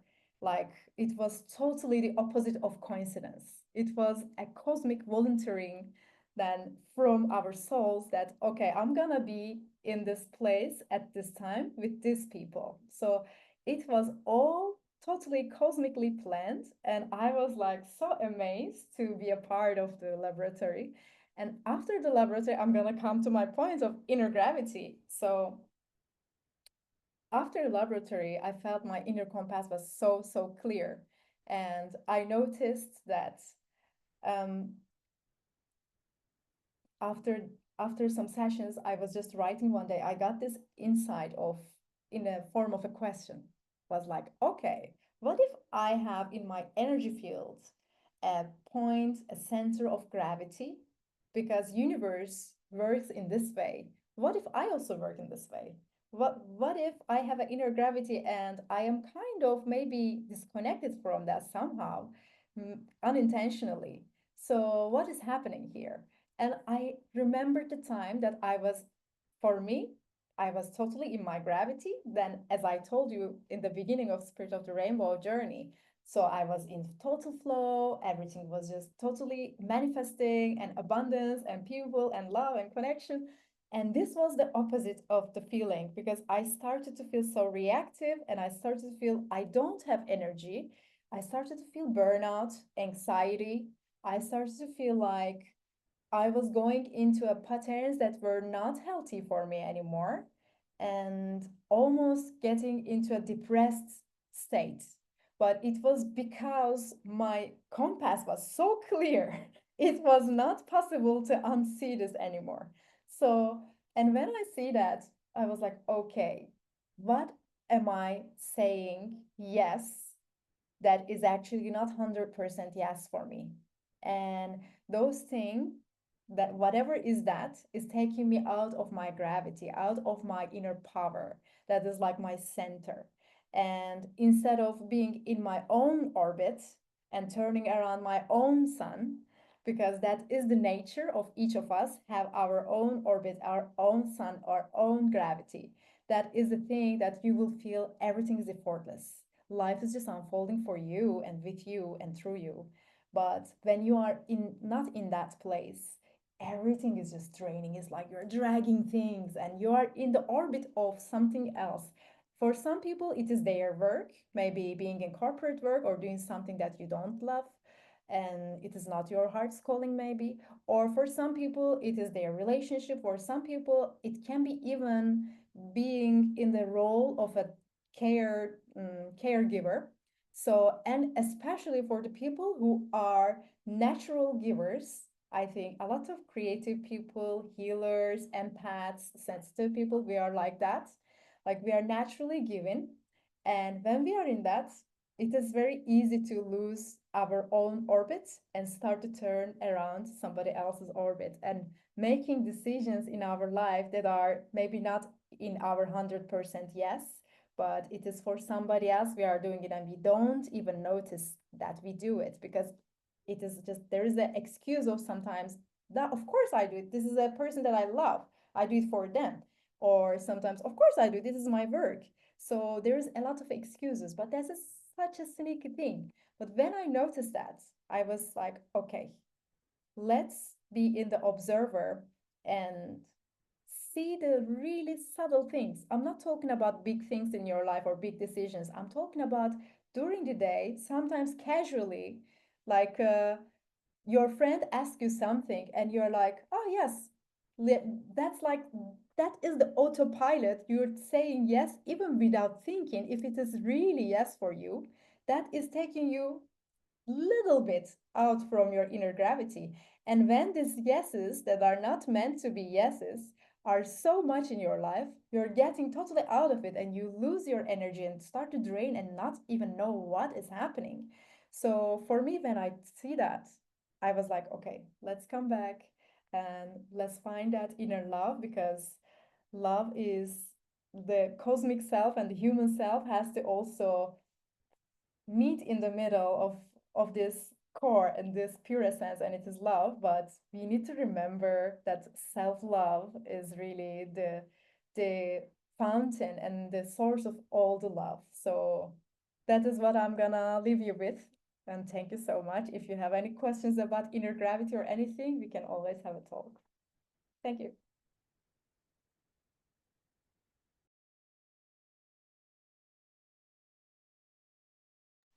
Thank you. Thank you, Alice. Thank you so much for such an inspiring, vibrational. Like I could literally move in my chair because I can feel this much energy coming from you. You are like the source on your own. So thank you so much. Thank you for sharing your story. And I have shared your profile on Instagram, so people can stay connected with you and look at your beautiful works that you share there. Thank you so much. All right, and then I'll come on stage. first to appreciate you, Elif. Thank you. Elif indeed shared vibrationally such a powerful transmission while she was on the stage.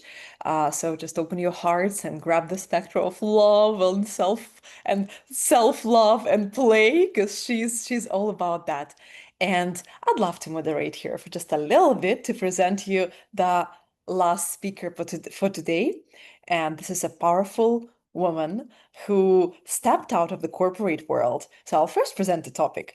The topic of her speech is how I left the corporate world of titles, status, and KPIs to meet the woman behind the achievements.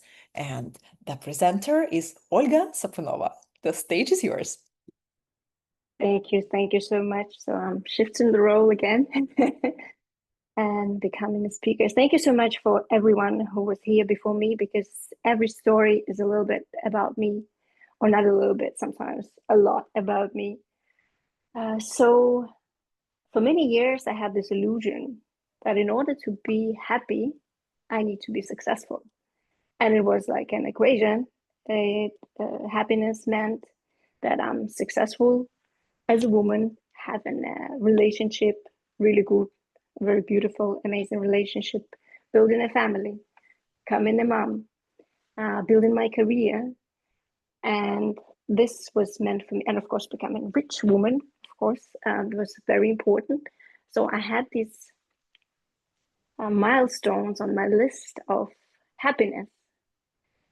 And I became pregnant very, very early at 19. And I gave birth to my child at 20. And at that time, my paradigm shifted a little bit, that now I wanted my child to be happy. And this means that for my child to be happy, I need to give her everything she would ever want in this world. So I embarked on this journey. So I went to start as a project coordinator from the lowest step in IT company. And I've been going for almost 20 years in this career path. But I want to go back a little bit. So I was super busy making my daughter happy, as I thought. I was taking all the projects I could. I was waking up at 5 o'clock in the morning because I had a project in Vietnam, or going to bed at finishing my last calls at 10 o'clock in the evening because I had a team in US, and this was continuing for years. And I thought that I'm making my child happy, that I'm giving her the best life. And in my early searches, I earned my first million, not dollars, but in my local currency, but it was still a lot of money at that time.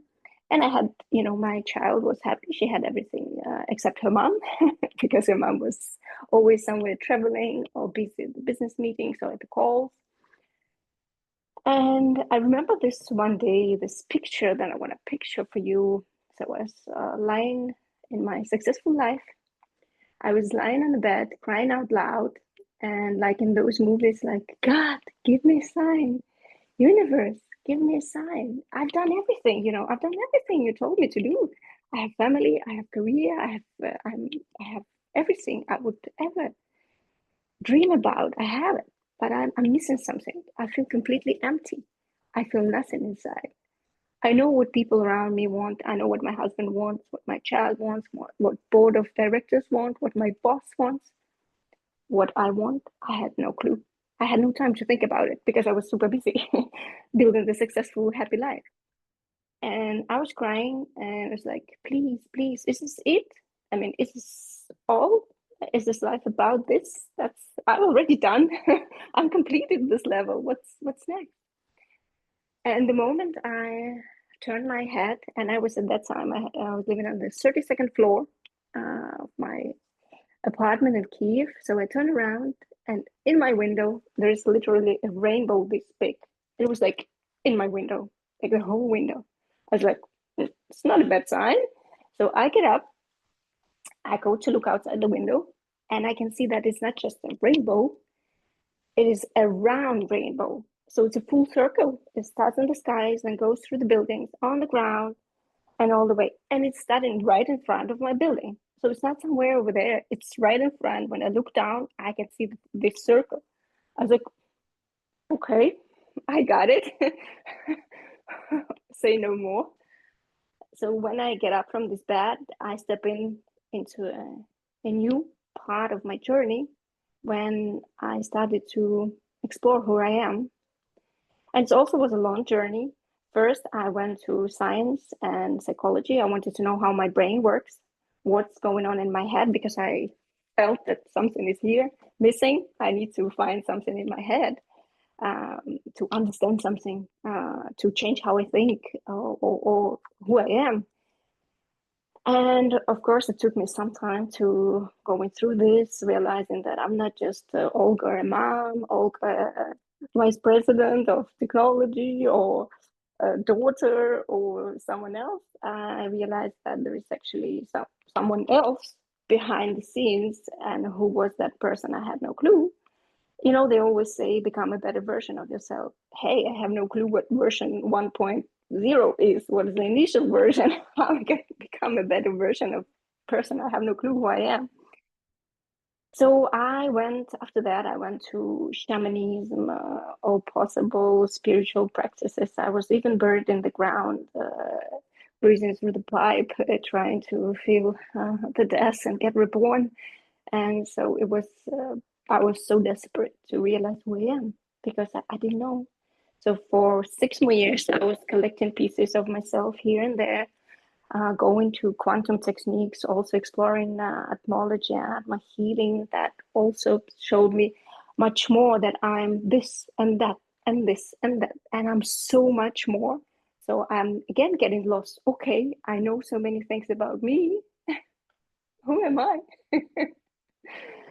So, and when I was exploring, of course, finding who I am, I became feeling that while working, I'm getting burnout, that I'm actually burned out for many years already, but I never felt it. I never allowed myself even to get sick. I didn't have time for that. I never got sick. Never got sick, because how my company would survive, you know, how people would survive without me.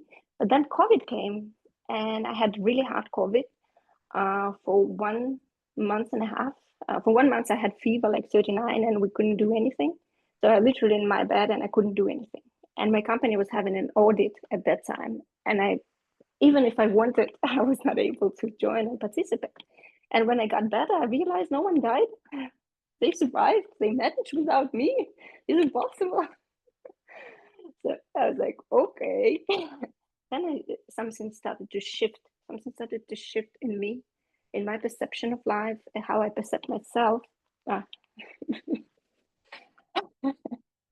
So at that point, it was really important message that I got from the universe, that I need to, but always to make a change, I need to go to zero, to the bottom, all the way down, to be able to move forward.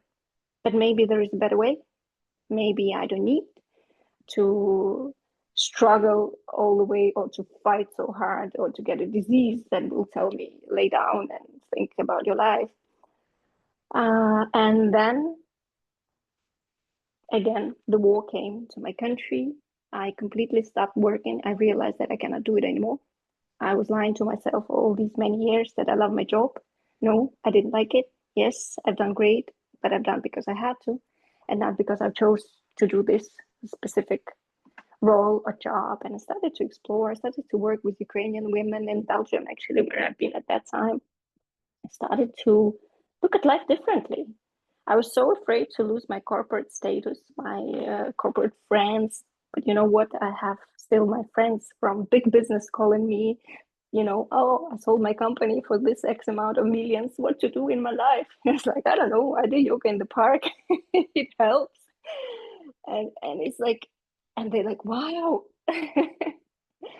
So this is completely different world. And I didn't lost my friends. I didn't lost what I can eat or drink or put on myself. Yes, of course, I get less money than I had before. Yes, but what I get much more time for myself. I get a more healthier lifestyle, because at that point, to relax, the only way to relax for me was a couple of glasses of wine that could help me to chill down, calm down, and get ready for the next day of fighting. So I don't need these extra tools anymore. I can feel myself, and then if I need to rest, I rest. If I feel that I'm ready to create something, I focus on creating something. And I started to travel different countries, stayed in Belgium for 2 years, and I moved to Canada for half a year. Now I'm in Spain for one more half a year already. And again, I started to ask myself why I'm moving around the globe. Yes, I live my life the way I want, but what is my purpose in this life? What is my mission? What I'm doing? Who I am? And then laboratory came my way. Suddenly, through one of the transmission sessions, what I have seen is that I don't need to collect pieces of myself. I don't need to answer the question who I am. What I need to do is just live my life. I'm already not a broken pieces. I'm already a whole united system structure. I just need to go and live my life. And there is no right way to live it. There is no way to do it. If you are ready to build business, go build business. If you're not ready, just enjoy your life, what it brings to you right now. And I think that my message that I wanted to tell you is that the most hardest thing for me was to be true with myself. For many years, I knew that I was leading not the life I am, and but I thought it was right. I thought that's how all people live. So I also need to do that. But I wish everyone to feel when you're moving in the right direction, and when maybe your direction is a little bit opposite, and then have this braveness inside your heart and trust to yourself and to universe that you will get there if you choose yourself. And no matter what, if you lose some of your friends, new friends will appear, new spaces will come, new people will join your life. And I'm super happy, I'm super proud, I'm super inspired that I am together with people, like-minded people, open-hearted people that chose to live this life, not just to succeed in this life. Thank you. Olga, thank you so much. That was so raw, so vulnerable, so real, so inspirational. Appreciate you. And by the way, I'd love to ask for all of you another round of applause for Olga. She volunteered to help us to create that forum and to be here for all of us, for all of you as a moderator, also as a translator. Thank you so much for all the Thank heart you. you've put in here. Thank you so much. All right, switching the hats, back to you. Thank you, Olga. Thank you for your inspiring speech. And we are moving into our final part of our forum. And thank you everyone for staying with us. And let me scroll a little bit. So now we're moving to our closing part that I will give the floor to Natalia to tell us, to summarize, to give us more inspirational speech, not more in a way where we're going. What is ahead of us? Sure. So thank you all the speakers who shared their stories, who shared their path, who shared the inspiration, and to all who joined for the first also floor that was Russian, Belarusian, Ukrainian floor. So many powerful individuals were sharing their stories, how they live the life as the humans of new time, how they stepped into the unknown, how they stepped into the fear, looked in the eyes of the fear, and said, you know what? I trust myself. You know what? I know that there is the compass inside of me that is guiding me. You know what? All the social programming, all that the environment is saying me that not for you, not this time. Let's stay, let's play safer. Let's enjoy the smooth ride being in the corporate world. If you don't feel that that is the place where you want to be. And they took the courage, they took the the calling from the compass, and they change their life to what they truly proud, but they truly know to such a deep extent who they are, and they live that. This is very inspiring. And there are plenty of journeys out there. Very many people go to expanded states of consciousness. They want to dive with psychedelics so deep to be able to find their own essence, to be able to find who they really are. Let's say Bufo, for instance, that can show the essence of who you really are behind the forms, behind the identity. And each journey that takes you closer to who you really are, it's always a gold. It's like, as we were mentioning in the beginning, it's like you're taking these stones all the way up, you are shaking them, and the shell, the dust, is disappearing more and more and more and more every time. And then you arrive to the point where you see who you are from within. You see what is your unique configuration that nobody else on this planet has. And then the power kind of start knocking at your door and saying, hey, we have this huge mission for humanity. Are you available? And if you are not, then the power is taking, knocking at the door of somebody else. And then if they are ready, they are taking that. But if you are ready, you would take that. And the life will unfold the path that you could never imagined. And with this, I'll just love to say that we tremendously enjoy being in the community of heart-minded people, of those who, the humans of new time, who are willing to become, and we're happily accompanying that transition. We're happily accompany that expedition. And if you're in resonance, we are here to serve. We would love to see you inside. We will be starting the second flow of our lab, of our transition from the third dimension to the fifth, helping first to evolve in consciousness, get in touch with who you really are, adjust your body to the frequencies of new time. We will be starting next week, and you may join to the intro call that is on the 3rd of November, Monday, 7 p.m. set. We'll be sharing the information here in the chat, and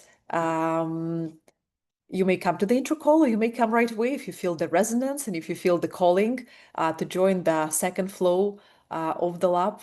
Quite a few of you already have joined. And I think you've seen from the speakers in the forum what kind of human beings they are.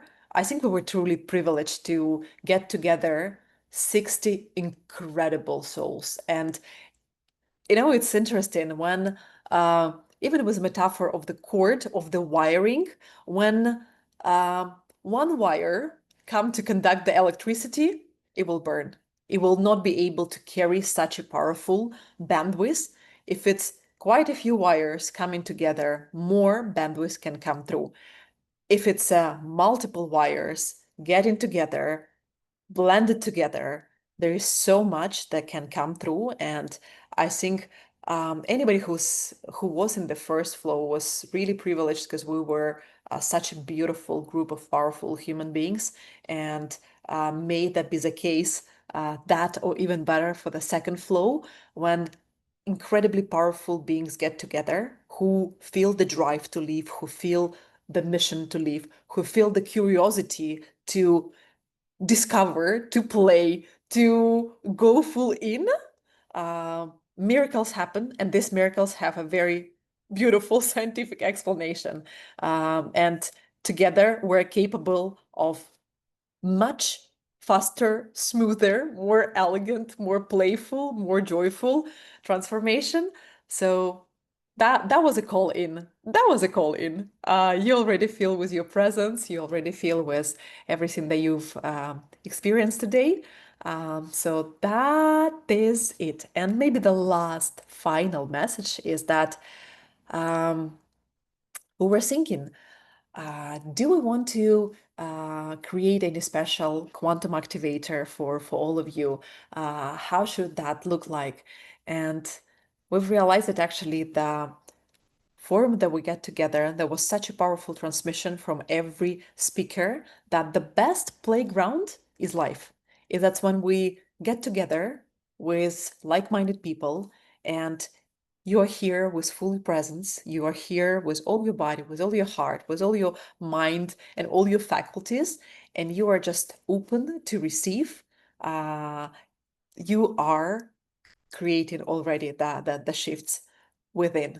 So if you loved our field, if you felt that warmth and you want to come and have that campfire together to move through life, to fulfill that expedition, where it's really like we've all the participants in the way we're sharing that, it really felt like having the campfire while climbing the mountain. Doesn't matter, it doesn't need to be Everest, but any mountain, climbing together and getting through the signature protocol and having these pauses between the transmissions and just getting together and sharing was really like setting up the campfire and knowing that, okay, that is the next climb that we're doing together. And we feel very resourceful. We feel very much on the way. The compass is set up straight, and we're feeling that we are so guided. That was a beautiful gift that each of us has presented to themselves. So that was it. That is a space. You already know that, and we will be super happy, elated, and privileged to serve you, to be of service for those human beings who are willing to live truly and fully and in the expanded state of consciousness where it's becoming a new norma, it's becoming a new reality to live from expanded state of consciousness while fully being grounded in your body. But just know that you have 100 or 1,000 or million doors, and you can always choose which one you want to and render your best path where you know. If you choose to be the happiest woman of 21st century, there you go. And you know exactly how to change, how to tune to that, how to choose that deeply from your core, or anything that is your desire.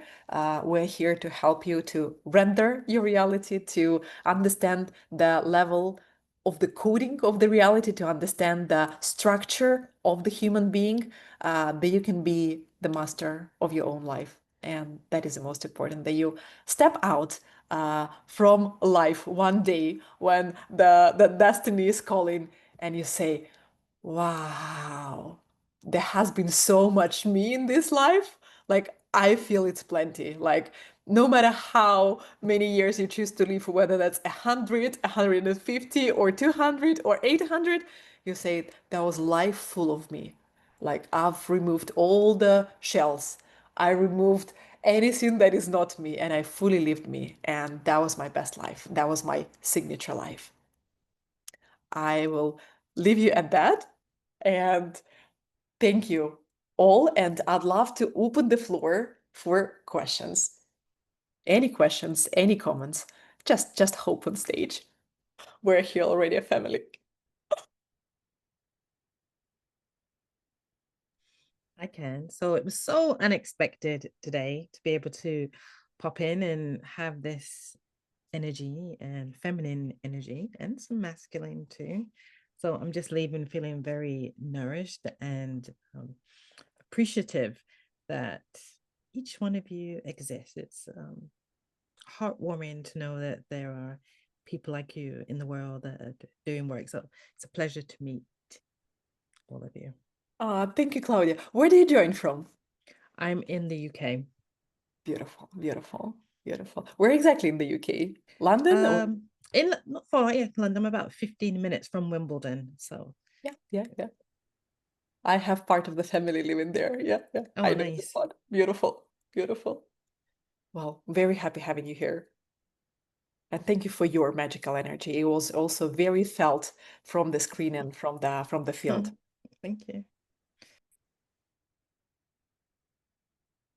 We'll keep the floor open for a few more minutes.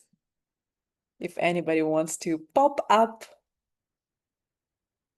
I can pop. Just please pop. thank you. Just say thank you because I'm just so grateful for all of this and this beautiful space that you're holding and your energy, and it's so nurturing and so empowering, and it is very special, and I'm so lucky to have you as my friend and living in the same city with you. And I'm also very grateful for Medina and her amazing energy, just so divine. And Olga, thank you so much for being the host today. And all of you, thank you. Thank you for being here and sharing your stories and listening and witnessing. Yeah, I just feel such an expansion of heart and want to say I'm so grateful. Thank you so much. Thank you, my dear, dear, dear soul. And by the way, I know that we still have speakers and listeners from the first part of the forum who have been here since 4 p.m. Said, if you would like to pop up on the screen, you have such a magical energy. Please do pop up. For instance, Yelena Voloshina, we would so much love to see you if you can put the camera on. And yes, yes, yes. There she go. That was also such a powerful speech on choosing to live from the heart and alchemizing the pain and trusting who you are powerfully. She is also a channeler, and she is like out of this world from the 12th dimension and and beyond. We have had in the first part so many fantastic speakers, and it was just such a privilege to share the path with all of you. Hmm.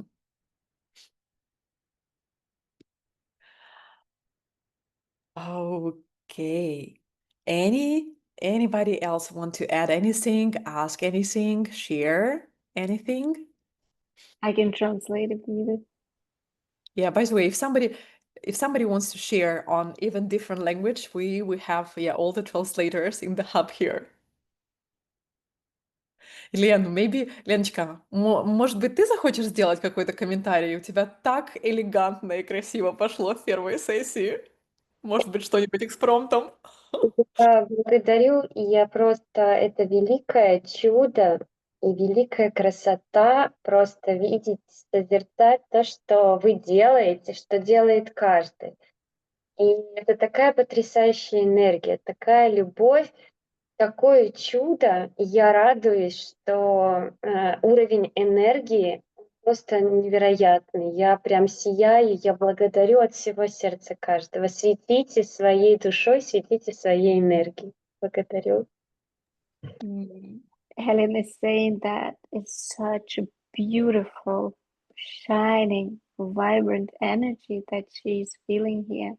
It's so powerful, and the space that girls has created here, and for everyone who brought their energy here, we created something unbelievable, so powerful, so radiant. So let's the light shine and keep shining. Я также хочу поблагодарить каждого за то, что мы встретились здесь, за знакомство, с кем-то мы смогли пообщаться вживую на славянском языке, кого-то я прям смотрела глазами, высматривала, знакомилась вибрационно, потому что пока что еще не могу говорить на английском языке, но я понимаю очень много, что происходит. Поэтому я хочу напомнить каждому, что мы уже люди нового времени.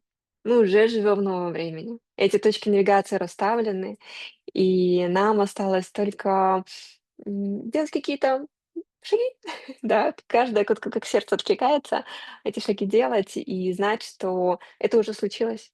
Мы уже в самой своей лучшей реальности, и я благодарю каждого, что м, поделились своей историей, и мы нашли в отражении друг друга себя, и еще раз вспомнили, что самая главная наша практика — это жизнь. Самая главная наша платформа, в которой творятся чудеса — это живая жизнь. Поэтому идем жить свою счастливую жизнь уже прямо сейчас, прямо тут. Дякую. Дякую кожному. And Medina is saying that she was super happy to meet so many wonderful, amazing people, someone she could speak to in Slavic languages, someone she can hear vibrationally and communicate vibrationally. And she wanted to remind that each of us is already the human of the new times. We are already there. There is already this GPS point located, and what we need to do is just act in the direction of this destination. So thank you so much. We're super grateful for all of you for sharing your stories, for being part of this, because it's really important what we are doing. And And thank just you. go and live your life. Yeah, that is the message. That is a message that it's really time to kind of stop chasing the therapies, the healing. It's really time to set up the navigation points for the future and quantum entangle with them and live our best life. And I also want to appreciate not only everybody who was here with us live, but also everybody who is joining and watching us on the replay. I know there will be plenty of people watching on the replay. So we're also sending and extending our love and care to you. Know that you're watching that consciously in the same spot with us, same timeline. And with that, yeah, so much love to all of you. Thank you for co-creation, and we'll see you very soon. Thank you. Thank you, everyone. And Thank we are you. closing our forum. Thank you so much. Thank you. Love, shine, joy. Ah, Olga, thank you so much to you, my dear. Thank Thank you, you. my dear. Thank you. Thank you. So much appreciation. All right, wrapping up this call and see you.